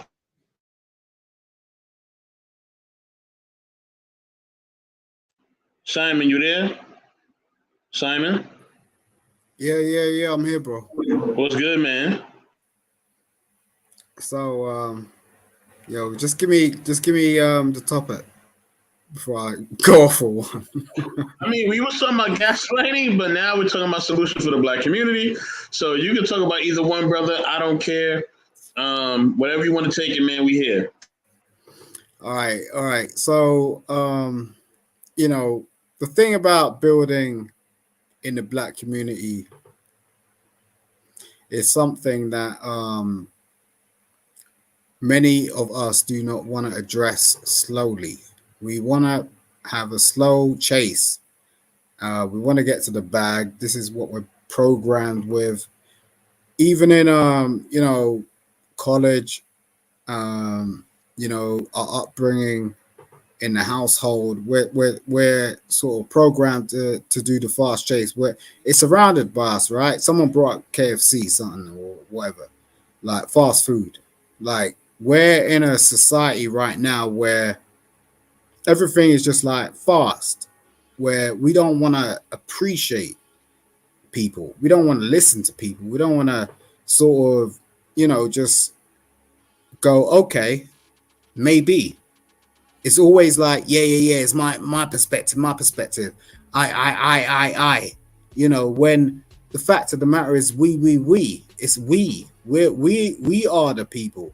We are the people, and that's how we make it. You don't get ingredients and mix it up by going I. That don't work. You can't bake a cake like that. It don't work.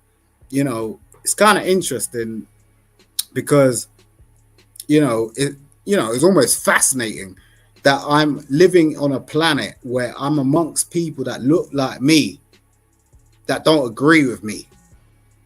That's fascinating. When I could walk down a damn road and you see these Chinese people and they're like, yeah, they got their whole damn shit together.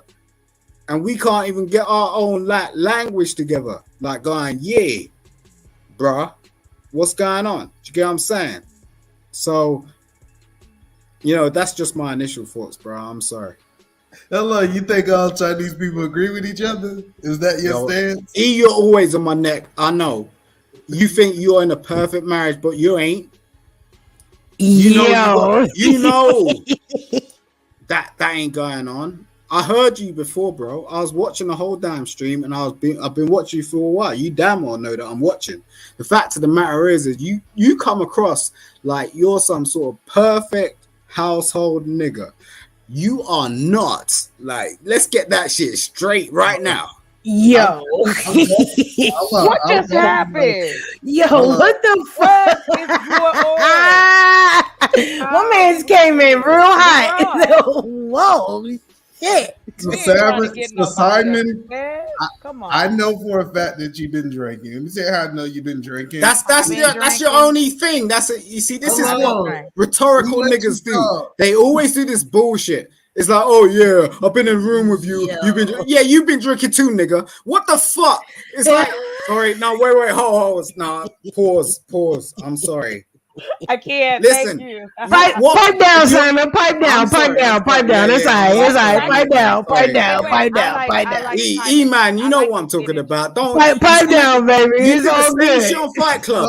Like, don't every time I pull up on you, you're like, oh, you be drinking. Oh yeah. No. Listen, I ain't about to insult you. I ain't about to insult your family. I ain't doing that, right? But don't do that to me. Listen bro. to what you said. No, have a decent conversation. Listen to what you said. I'm just saying we ain't perfect. That's all I'm saying. Tell you back what you said. No one is, Simon, and I'm with you 1,005%. Okay, I got your back. I just want to. Nigga grinning like a fucking Cheshire cat over here. Like, okay, he got some perfect family. Yo. Hold on, listen. First of all, you said I've been watching for a while, and you came up here and asked 84 what was the topic and what was the subject. So no, he said watching you for a while on your shit. Yeah, man, not this. Us. That's funny. Yeah, since Fight Club, when I went on and you started coming at me for no apparent reason. No apparent reason. Is I'm wrong?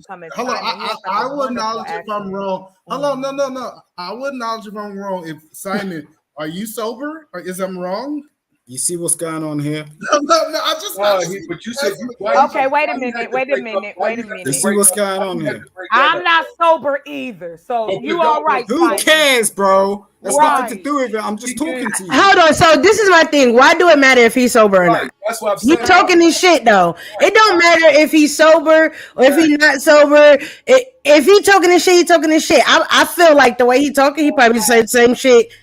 Fucking. If he's speaking wisdom, why whatever state of mind that he's in is wisdom, no matter what. But why we and you know what they say?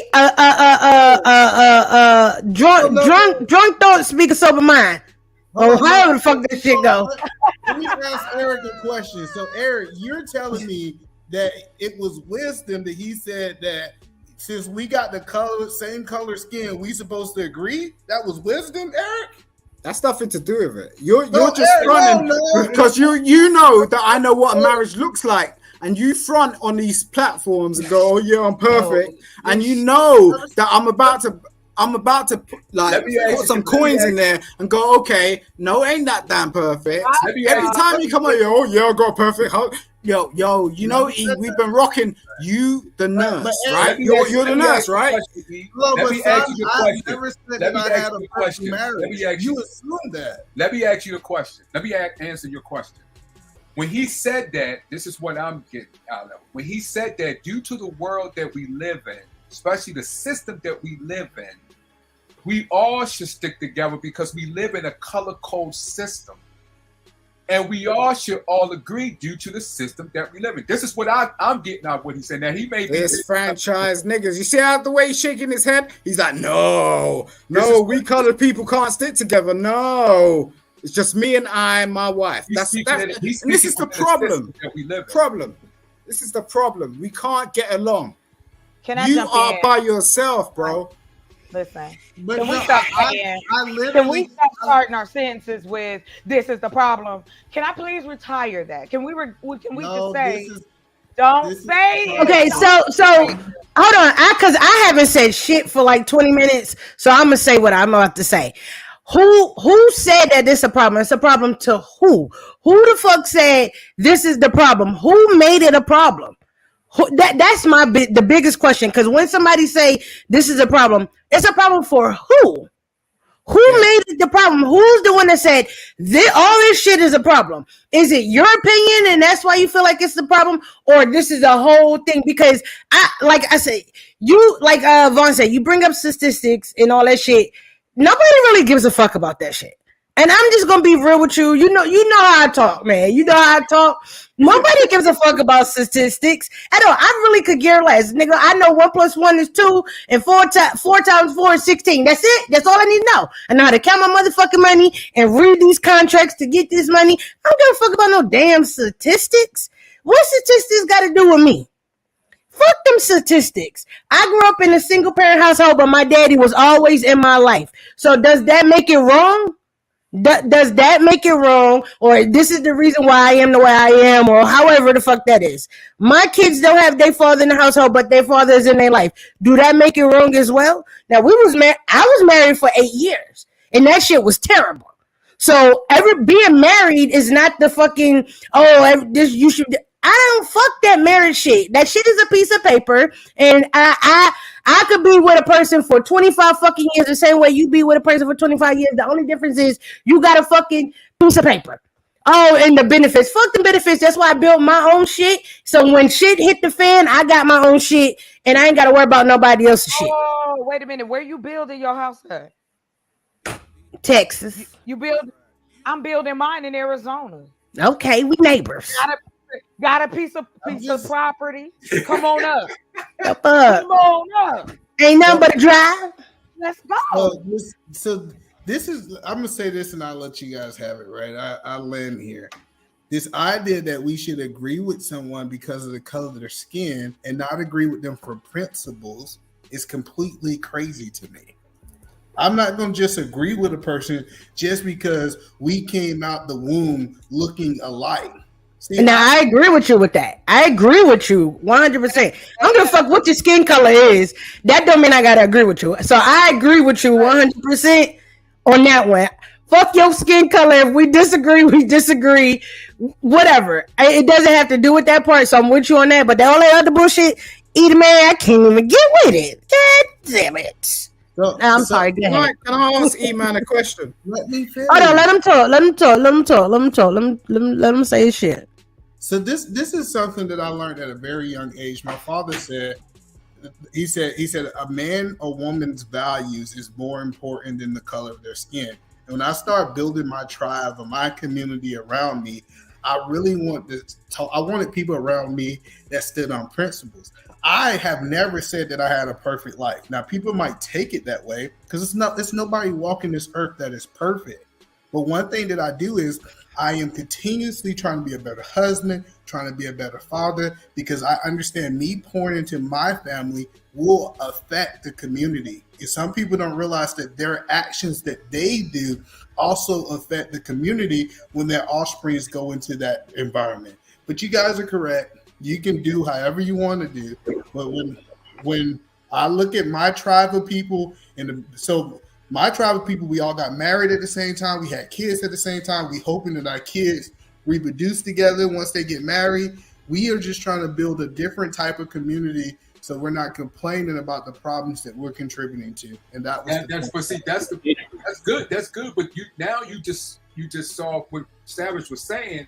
It's a problem in your tribe. That's a problem within your tribe. Right. But I want to ask you this. Do you go to the government or the system when it comes to, like you said, in jail? Because they have played a big part of it too. That has nothing to do with how the person's been in a single family or two-part. Have you went to the people who's in charge, especially when it comes to the color code system that we live in? Have you went to them, how they broke down families, two-part families, with some of the laws that they implemented? Have you went to them instead of looking at these people? We can multitask. So my question is to you, do you go to them also? So yeah, so believe it or not, I used to think a lot like you guys are talking. And when I started doing my research, I realized that it had nothing to do with the color of the skin, but the class that you was in. Rich black folks don't get treated like poor black folks. That's not. Come on, well, that's not. Can I ask a question? Please. Okay, please. I was like, please send me that statistic. Let me finish, Simon, then definitely go after. That statistic that you saying that middle class, because you must haven't read Sundown Town's book. How they what you tell me that they went to middle class whites and destroyed that town because they was white. Please read Sundown Town book, because what you're saying, please send me that statistic, because that statistic is totally wrong according to history. Black people, Johnson, who used to own BET, he went to a restaurant. He was sitting out at a restaurant in Florida. They gave him the keys to park my car, and he's a billionaire. Look what they did to the guy who's a billionaire, Richard Smith, that owns the VC Capital, Brian Allen. They wanted to buy one of the football teams. How they didn't get it, but the Walton family got it.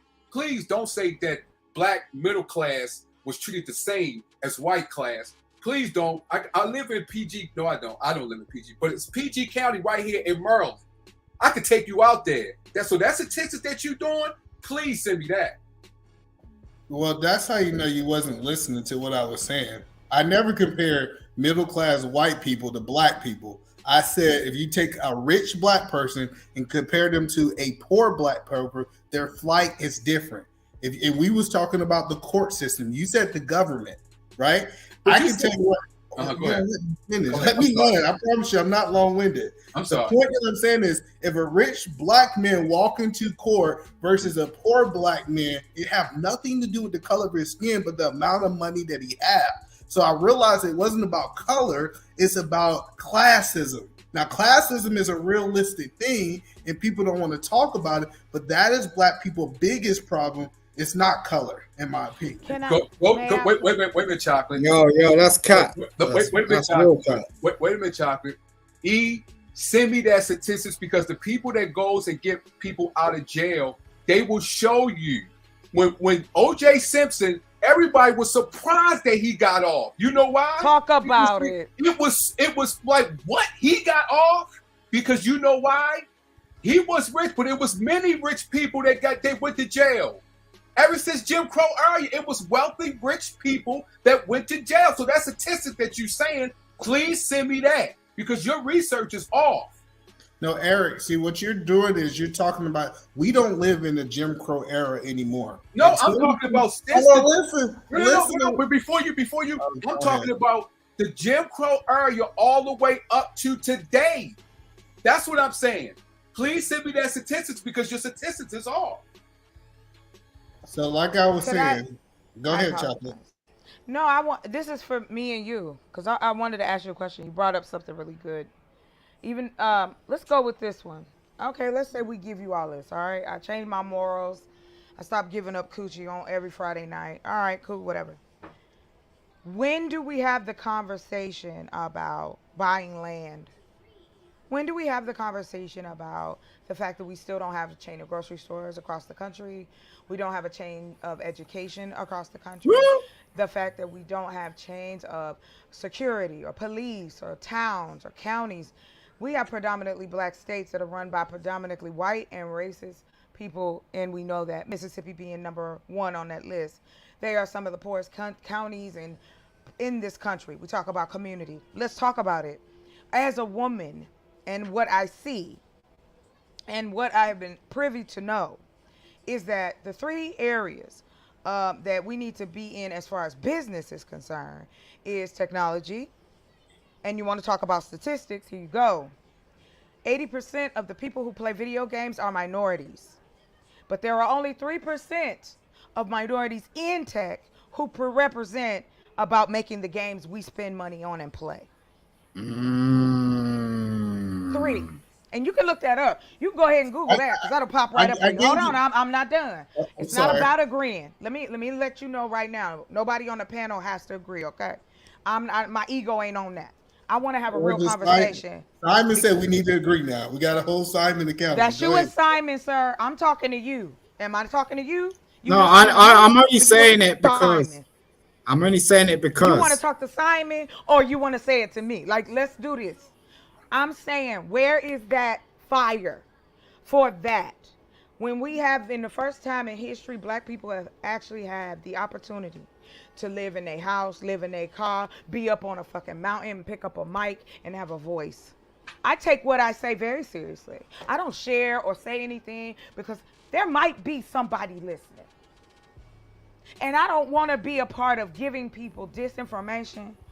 I'm a biased person. I have biases. I judge people. That's the natural way of things.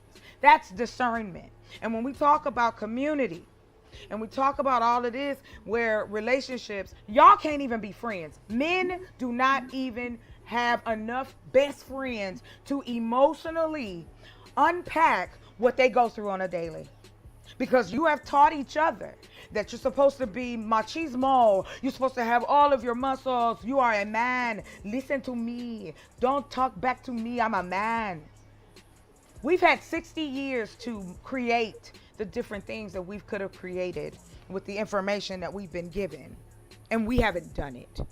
And when it comes out the words of a woman or the mouth of a woman, it is completely bypassed. Because see, you completely bypassed what I said earlier. I did give you a solution. I said we can get these people off the streets with tiny homes. We can get these people off the streets with using vacant parking lots and triage and find out and weed out those who can work, want to work, just need some help getting over the hump. They just happen to be here. You're always going to have people who are at the bottom of the ring. Classism, racism, sexism, and all of these things tie in together. You cannot separate them. Whatever the decision, yes. So, Chocolate, you got to understand the reason that I'm only addressing one point is because it'll take a long time for me to address 5 minutes of what you said. So that's why I just only addressed one point. I am a big advocate of black people. Wait. I apologize. So you basically telling me that your attention span is beyond 5 minutes? Wait a minute. I think that it'll make a bad show because if I try to. No, because I can tell you what you said because I actually was listening to you. And what it says to me, now I'm picking on you for an example. Just as you said earlier, right, that we need to understand certain things. Well, here's my boundary. I felt what you did was disrespectful because you did not address the things that I answered you initially. Now, I can handle that one or two ways. Well, hold on, Chocolate. Hold on. You didn't let me finish. You cut me off. I know I did. It's called you're a interrupting, conversation. bro. Let's go, baby. Here's the thing. I'm not disagreeing with you, and I'm not agreeing with you. It is a conversation. I'm listening to you. I'm listening to your thoughts. I'm listening to how you're phrasing things. And if you can't pay attention to what I'm saying, that's fine. I can slow down. I can speak one point at a time. But I think we've had a few I think the gentleman Simon had a few things. I think Von Eric had a few things to say, but when it came to me, I said a lot of stuff, and you could only hear about 5 minutes of that. I didn't So say that. So okay, listen, if you listen to what I'm saying, I did hear you. listen, I have not been able to complete one point. So it would have not even been reasonable for me to try to address 5 points. Every time that I have tried to address one point, someone jumps in because This is they me and you, disagree. though. I will be No, quiet. but I you're have no doing it now. problem. How can I address 5 points if you get triggered when I start talking? It's Baby, I'm impossible for triggered that to because happen. it's life. I'm triggered because I believe in what I'm saying. I'm passionate about it. I'm not going to You're back right. down just like you're not going to back down on how No, I you will. believe. I'll No, no, back no, no, down. no. You're right. I'm not talking about back down because you're a man and I'm a woman. I'm saying your position in life, you haven't changed it. You're a proud black man with a family and you're married and you feel that people in our community should do that more. Am I incorrect with that? No, you're correct on that. Okay, so that is my respect to you. And what I said was, I'm happy to talk to you, and I'm getting my gut because I do want you to answer my question and finish whatever point you feel it necessary. And I land right there, sir, and I will not interrupt you. You muted. You muted. So you said a lot of things, so let me address them. So first thing is, I am a big advocate. If you know anything about me, I'm a big advocate of black people leaving cities that don't benefit them, right? I believe that black people should abandon Mississippi. They should abandon Georgia. If anything that is not in the favor of black people, they should go to other places in America that do favor them. But what happens is black people hold on to these places. That it's almost like holding on to a relationship that doesn't have your best interest, and that's why they hold on to these locations that doesn't have the best interest. So then we go back to the other point that you was talking about, with the point that you was making about solution minded or being able to really to have solution for these problems. It's easy in theory for us to say, hey, let's just get online to talk about it. But what I have realized when we start talking about the homeless people, what people don't know is I typically work with the homeless people on a daily basis. My responsibility is to kind of reconnect them to the world, to make sure that they have access with cell phones and different things like that, so they can try to apply for jobs and different things like that. It is just a group of people that you cannot help. Like, it's this idea that we can be a world without homeless people is it's just something like it was a spot. We had like 8 spots in the shelters here in Washington. You know, people say it is hot outside. I like being on the street. I don't want to follow rules. I want to do my own thing. And so what I realized is that we only can help the people that truly wants to be helped. That's the first. Right. Okay. Yes, that's what I've been saying. So what have you been down to Mississippi? Yes, I'm from Georgia. I know. That's what I'm saying. I am 100% in agreement that it's a lot of places that are wrong. The reason that I stay in Seattle, Washington, and on the West Coast is because I believe that Washington is more favorable to the black people than any other state in America, outside of maybe Yeah, I think if California. they said Portland, I think is that where Portland is at? Or Portland no? is Oregon. It's next door. It's 2 hours from us. So Okay. this is the point that I'm making. My point is, okay, if they don't want to treat us right in Mississippi, let's take our ball and go home. I don't know if you ever played basketball with a dude. He take his ball and he go home. Nobody playing basketball. And that's the point that I'm saying is I left Georgia. I saw it happen. You got to understand me when I started applying for jobs in Washington.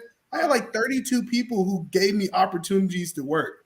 So that's what I'm telling you is I know we have a job shortage here in Washington. We got more jobs than we have people. So you can almost negotiate your salary. The answer is if somebody's not playing ball, Eric, what you need to do is you need to leave that place. Because if all the black people would abandon Mississippi, Georgia, Tennessee, all these places, these economy would have collapsed. And guess what? Those people would change because now we're making decisions with our money and we're showing them that we are business. If you don't change, we're not coming back. But And that's the point that we make. No, that's not what's gonna happen. What's gonna happen is you're gonna end up in Israel, bro. That's what's I gonna see happen. what you saying. I see what you're saying, E. But it's absolutely true. But you saying one part, and blessed be upon you that you was able. You have the mentality, a strong mentality to get up, search for a job somewhere else.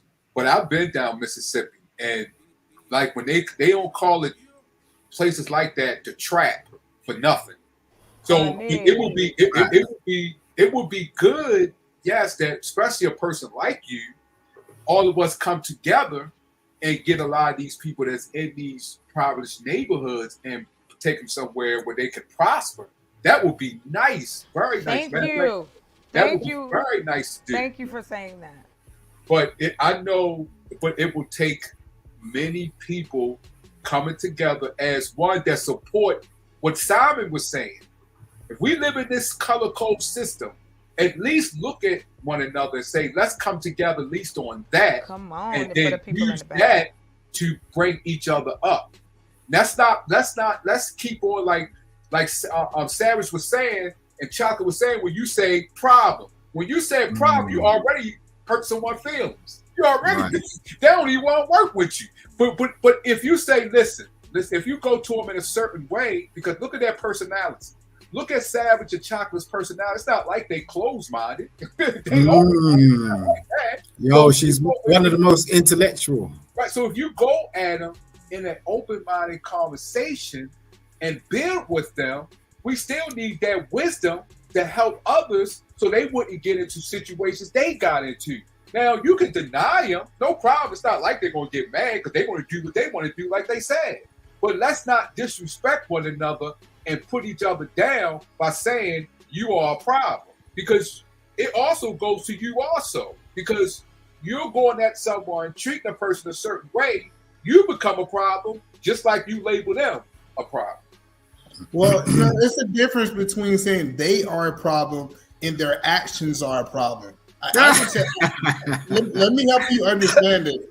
If someone kills someone in the community, and I say that, hey, that's a problem in our community, and y'all say, based on who? Like, who said that that's a problem? Like we gotta have a baseline. If we go have a conversation, we gotta have a baseline that some things are a problem in our solution.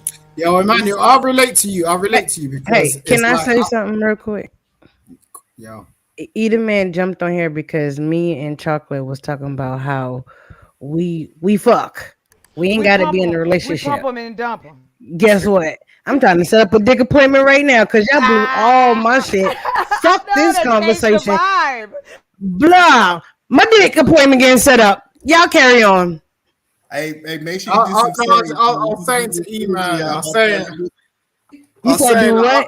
I'll relate to E-Man because, you know, being in a marriage, it's kind of like a bubble. It is like a bubble, like, pop that shit. Because when you're in a marriage, you can't really relate. You can't relate to other people like that. Like, you don't relate to single people. You don't understand what single people are going through. Hold on, Simon. Can I tell you, were you not single before you got married? Right. Okay. What the hell is going on here, y'all? Exactly. If you don't stop reaching for them raggedy ass straws to make this argument, please move on. Right. What are you talking? What are you talking about? Like, I was married. Wait a sec, girl. I understand where you're coming from. Wait a sec, girl. I was doing that when I was like 14 years old, like 15 years old, 16 years old. That's what I'm married. So when you ask me that question, that don't make sense because a man is not 15, 16 years old. Like, you go through the process, and this is the thing, and this is why I'm saying I kind of relate to E, because at the same time, it's like if you got married when you're kind of young, that's a different thing. Like, you go through a process, like especially if you've been married for years on years on years. And you know what? Y'all make marriage sound awful. Y'all make it sound horrible. I love my ex-wife, Eric. Don't play that. Don't play that shit. I love my ex-wife, man. I'm not talking about your ex-wife, sir. No, I'm not talking to her. I'm talking to Vaughn. I'm talking to Vaughn. Okay, Vaughn's playing. Okay, ex-wife. Okay, he's like, yo, you still married? You still married, bro? Oh, like Teenage Mutant Ninja Turtles? No. What? Yo, my ex-wife and me are cool. Yeah, I ain't got these problems like these niggas out here spitting this 50-50 shit. Nah, I ain't got those problems. Tommy, why did y'all? Because you said you got married at 14, so why did you? No, I didn't say I got married at 14. Now I'm saying what she said. I'm saying what she said. Oh, that's what I definitely thought. That's what it was. I thought he no, said. I ain't been drinking. You skipping the conversation. Yeah, I got married at 24. I got married at 24. Okay. So prior to Why'd you get a divorce? Because she started acting crazy, man. That's what does that even mean? What does that even mean? That bitch crazy. What does that even mean? I love Simon, man. Talking in the balcony is crazy. What does that even mean? Right. She So started acting crazy. She started trying to trip on me. Like Draymond said. So y'all never had casual sex before? Right. Because I love it. Hey, what's up, be easy? Did you have? Or were you? You never had casual sex before?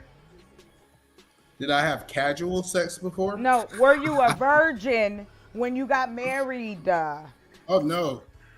Wow. So you was fucking. You nasty, yo. You nasty, bro. What your wife think about this? No. Listen. Uh-oh. She know. Did you catch it? Did you catch the tone? So listen. You know I was a hoe. So this is between you and I are best friends forever. so E, was you a problem before you got married when you was out there, dumping and dumping? Was you a problem?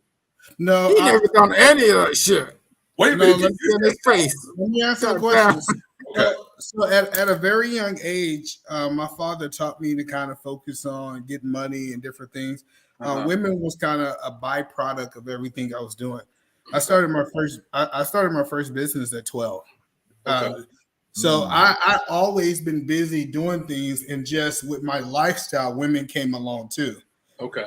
So that never been my focus to get women, because women have always been in my presence. I'm not trying to boast or brag. That's not what I'm saying. But since I always had money, I was the guy in middle school who's buying everybody French fries, who's buying ice cream. Like, I just never had a woman problem. No. That's not the question. The question was you? I told you don't do it. Was you out there dumping, right? Before you got married, was you out there dumping nothing? What are you talking about? Was crazy. you out pumping and dumping? Yeah, was you out there and dumping, right? And if you was you a problem? No, that's what I'm saying. Like, I always had like the same. I have always, like, if I got a woman that I just rock with, I always had those same type of women around me. I wasn't a person that just wanted to have sex with random people. Nobody said randoms.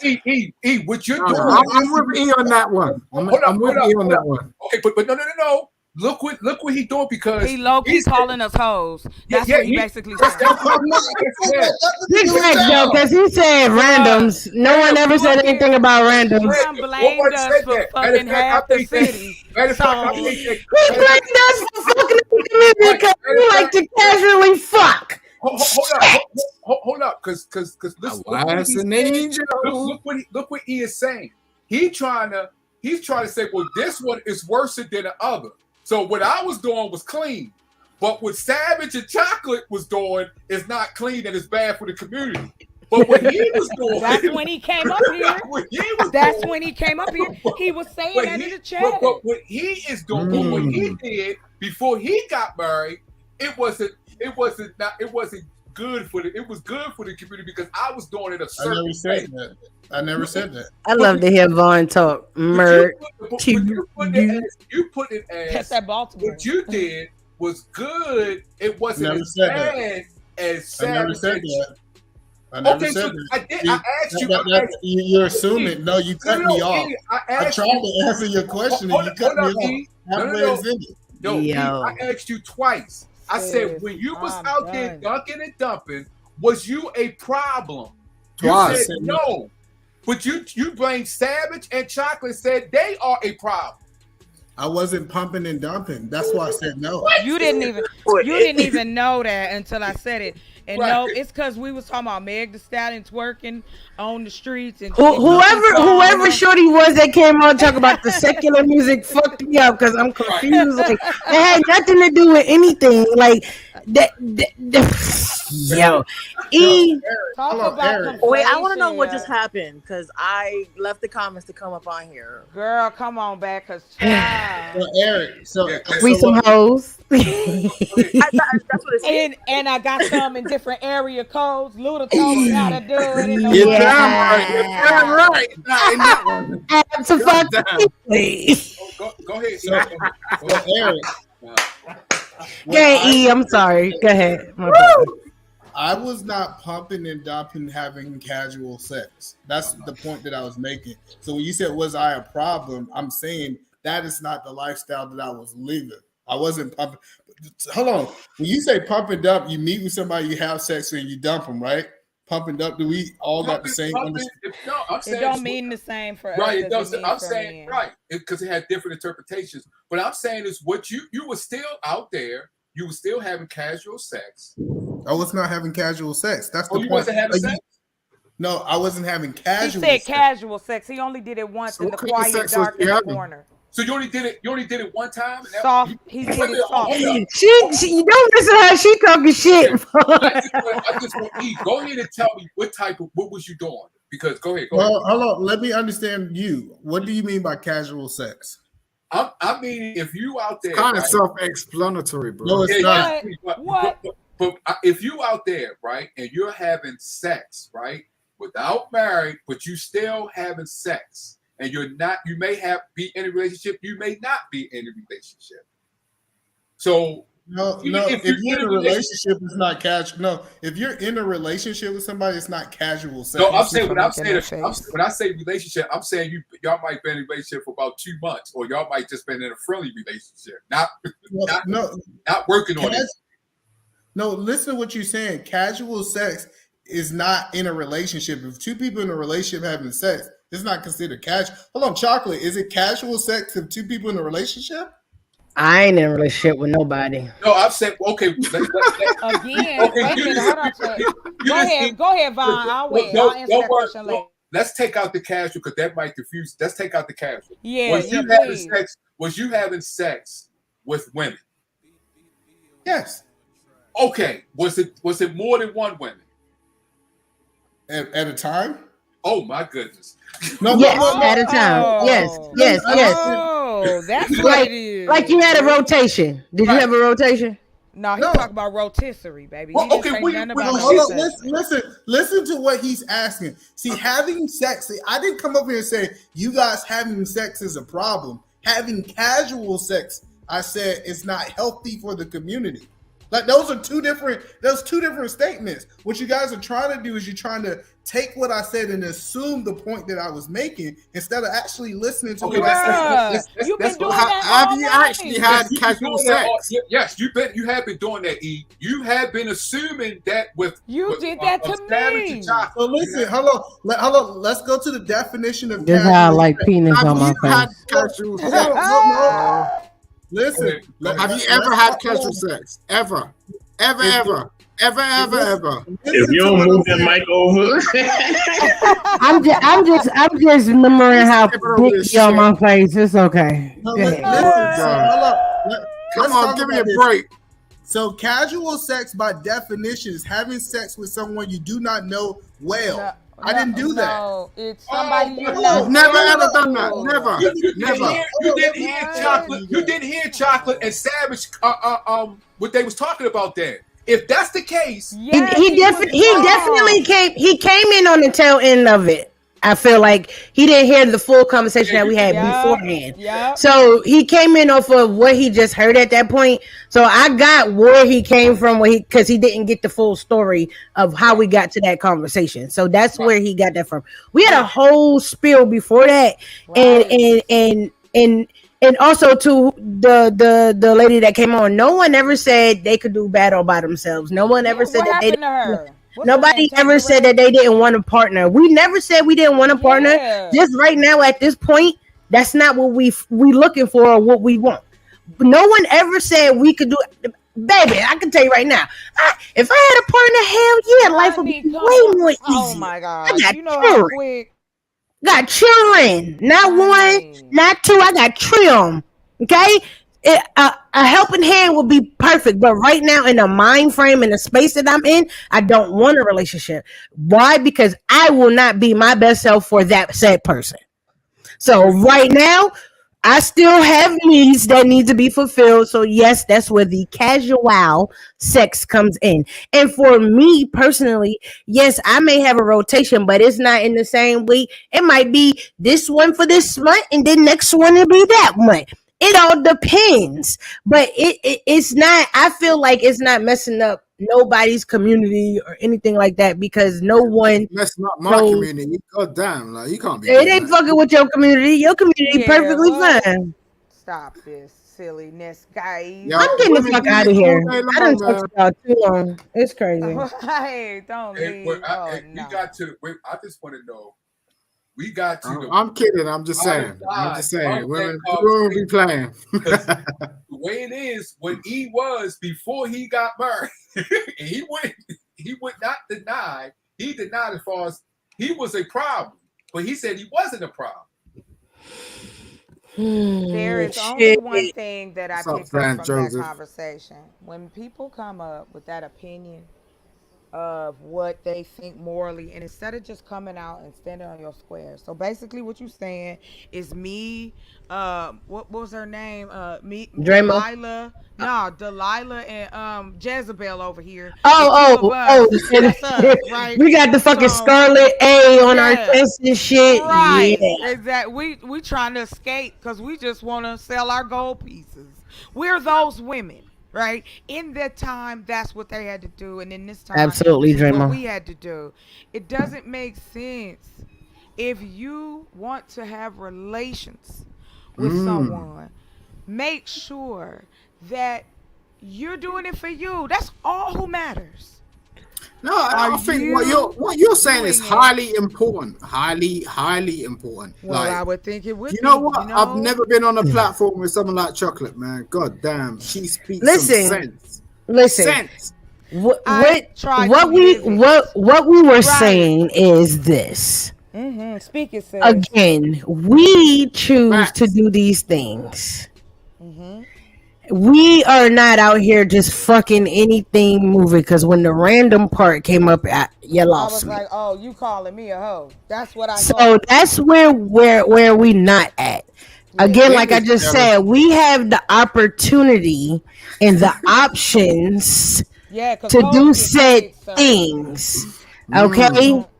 And hoes are very paid. I'm still a little poor. Okay, I'm stupid. Look, you're being dumb. But I'm not saying that I'm just out here fucking for free. But I'm getting something. But get with the right people, you do the right thing. But I'm gonna say this though. Unlike that type of transaction, we are in it in the present. If I'm here with you and I done decided I'm giving you these cookies, son, I'm serving them to you on a platter. That shit gonna rock your world. I'm not just giving them to anybody. And the nigga will appreciate that shit. No, they don't. Love it. Look, no, the fuck they don't. Yes, they do that, and they still be looking at you sideways. Nah, they do need to appreciate that shit. That's the difference. But you know what, baby, I'm gonna tell you something. I've done all of it. Rolled out the red carpet. Get with the real niggas, bro. Go take it. But the real niggas say they real niggas. I don't know until we together. If you fake like a real nigga, because y'all don't have enough. It's called a representative. Right, and you guys need like how the spectrum of DNA. And how vast it is, y'all need to take that test and figure out who you are. But the real nigga will do that shit, right? But no, Simon, no. Listen, they will. People are pretending. Girl, let it go, Drano. Real niggas. They are. Oh, Simon will pay for it. What you paying, Simon? Shit. Paying for what? Pay for what? The box? Either man say you paying for pussy. What you paying? Everybody pays the box at one point. Yo, First of all, everybody pay, and actually married men pay the most for pussy. So hello, thank you. Yeah, they made y'all. They set y'all up. Nah, bruh. Nah, I don't want that. Most of these guys will turn around in the chat and chat some shit because they don't really know how to get a real woman. They don't. I'm they don't teaching know. A class assignment. I'm teaching. They don't class. know. I'm signing people up today. And the fact of the matter is, how the fuck casually? Yes, how? And my co-host, Savage. Absolutely. There are real niggas out here that will Where be are your they? one. The fact of we're on the panel, bro. Like what the what? Man, come on! I'm on the panel. They calling me masculine, sir, because I'm building my own home. What the hell? And I would appreciate that. You get what I'm saying? If I came into your space, we could have a whole conversation about that shit. Break that shit down. Like these guys don't know. And that's the way it is. Know. Okay, clearly. The question is, do you pay for pussy? All day long, bro. Yeah. Hey, good job. But the technicality is I don't go out and pay for pussy. Like say, let me answer her question for a second. I know. You gonna There's answer. a technique. Yeah, you see where I'm coming from. I understand that. But I'm just saying there's a technicality. Absolutely. I was married for 10 years, right? Yeah. You pay for a lot of pussy. That woman was not. Yo, hold it for a second. Just hold it. Excited. I am. Yo, I'm just saying that woman was not about to have me broke. Full stop. So that's the technicality in terms of I was paying for pussy. I wasn't going to Amsterdam. I wasn't going to Japan. I wasn't going to Thailand. I wasn't going to some, high street and doing that sort of shit. But I knew her worth. Yeah. And the fact of the matter is I was bringing in the bag, and that was it. Fact. Boom. That's all that mattered at that point. She was happy. As long as you were able to provide, that's what mattered. That's what it is. That's it. Expectations of a relationship. That's it. That is the difference between casual sex and when you want to add. Sex is already going to be working in the relationship. Relationship, again, is different. Your casual partner. Don't clip me, nigga. We can put all of these little names in this box, and it means this. If that piece of paper means that you are better than me, don't go for it. Don't clip me. I tip my hat to you. I'm gonna give you my hat. Nice, really nice. Yo, I am being nice. Don't clip me. That's being nice. The fact of the matter is that she gave me too much pussy, and this is the problem. Oh my gosh, we can't please you. Too much. She's like, yo, you gotta fulfill your. She said something to me that will always rock with me in my whole life. She was like, you're not fulfilling your responsibilities. Like she was a banger. Like, you wasn't fucking her good. Okay. No, it wasn't. I wasn't doing it good. She just wanted more and more and more, and it was just like you can't keep up. It's summertime, and it's like the heat came in, and it was winter time. Don't blame it on the summertime and the winter time. Stop the fucking you know baby. You girls carry on in the summertime. Don't. Get out. Get out. Hot as motherfucker. Oh, you mean when I decide that is called commando season? Listen, I'm about to be ordered popping. I don't have time to wait. That's called commando. I'm telling you now, do not clip me. I promise to God. She knows what I'm talking about, girl. Yo, chocolate. What's happening? 84, you can keep saying whatever you want to tell him. I'm telling you, do not clip me. What is he trying to do? Look, I trust either man. As long he can share his perspective on his own channel. Hold on. As long as he's not disrespectful, we cool. You know what I'm saying? I'm not gonna copyright strike him. I'm not gonna put a claim on that like that. I'm good. You know what I mean? I have the power. It's me. I have the authority to say don't fucking clip me, and I'm not gonna keep saying that shit. Fuck that. Don't clip me, and I mean that wholeheartedly. You telling me to be nice now? I'm about to get not nice. Don't fucking clip me. And I Savage. promise to. I mean that so serious. You Don't wanna fucking clip harass? me. You're not about to put me up there with that dumbass YouTube shit. Fuck out of here. And I mean that. And I'm about to be out because 4 hours, y'all got me fucked up. Oh wow, Now, I didn't even look at the number. I just popped Eat in a because man, I just hit heard me you up in the talk. back. Eat a man, just hit me up in the back. I'm telling you now, y'all better remove me from that fucking clip. My voice, my face, everything better be fucking removed. I'm telling you, I'm not. I'm dead ass serious. No, Now, I I ain't one of these people that talk shit, nigga. I got lawyers for this shit. So do what you want to. no, no. I'm dead ass serious. They should respect. Someone doesn't I want to. don't I'm think dead she's ass serious. playing. Don't fucking clip me. Family, I hear you. All right, I'm out. Yeah, I'm good now. Don't fucking clip me. Bye. All right, later. Bye. I'm gonna hit you up. Yeah, man. I see where Savage is coming from because Yeah, she doesn't want to be. Yeah, that'd be disrespectful. If she doesn't. But I guess my thing is, I'm you just know, I'm still here trying to because of figure chocolate. out. Go on, don't be trying to pump my head up. Get out of here with all that. It's been a long week and a long time. Don't mess with me, okay? Nah, I've I'm really already for explained. intellectual, like soapbox. That's my nigga. Listen, that's why I Salute, appreciate brother. it. Appreciate it. Thank you so much for inviting me. Most Again, definitely. it is interesting. I run into these type of folks in every space, right? I was messing around just going through my subscriptions on YouTube, right? Just trying to clean up. And I what's your have channel? over 1,000. I have 1,000 of these clips, right? Like subscribe that people I subscribe to, channels, Okay. movements, that kind of stuff. And I started thinking again. We all argue perspective.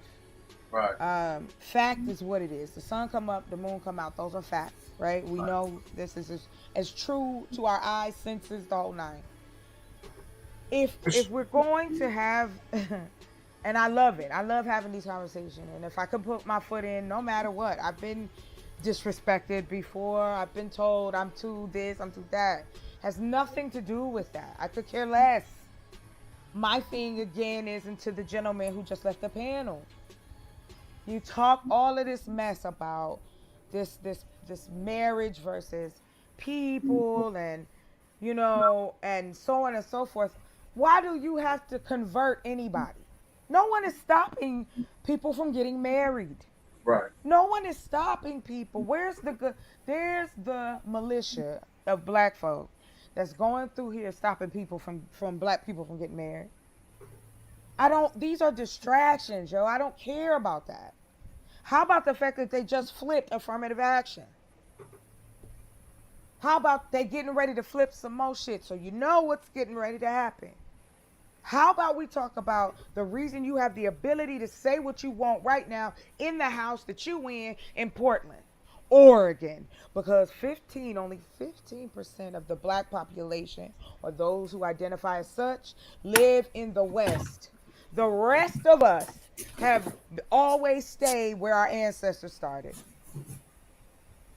From the north down to the south and a little bit over to the Midwest. Ain't nobody in Idaho. Their government is actually collapsing.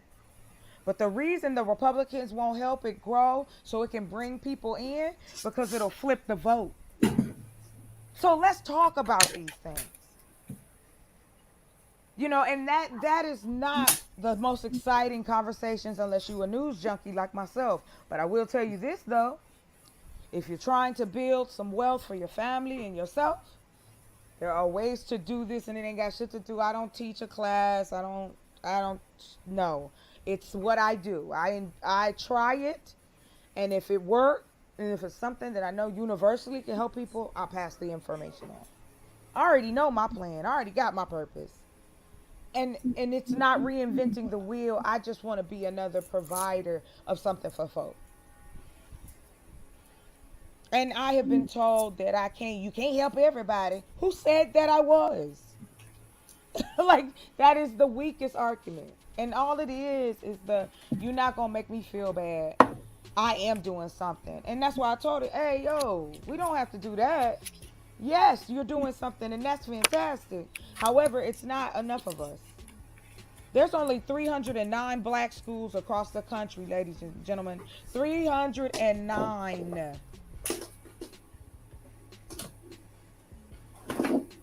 And we want to talk about me pumping and dumping. Bro, I'm going to pump and dump this weekend. Because you make me so mad. Sorry, no, I was playing. You got a channel? You have a channel, Chocolate? Yes, I do. My channel, let me say this. Please subscribe to my channel. If you do, that'd be great. However, I'm getting ready to switch over. So hang on. And I'm going to have everybody subscribe to my other channel. Because one is my brand and my professional. And the other one is my podcast. It's called Chronically Ill. If you don't mind me shouting that out. And Can you put it in a private chat? Sure. Yes. And but so if you what I was saying with all that was if you subscribe, don't be scared if I come in as under that particular name. I'll let you know. Okay. But yeah, I love the conversation. Thank you for having these type of conversations. Even though I'm crazy. No, it's all good, family. Thank you for coming up. Thank everybody for coming up. I'm about to close real quick. You know what I'm saying? Salute to Savage Humble, salute to Dramo, you know what I mean, for holding it down. Salute to everybody.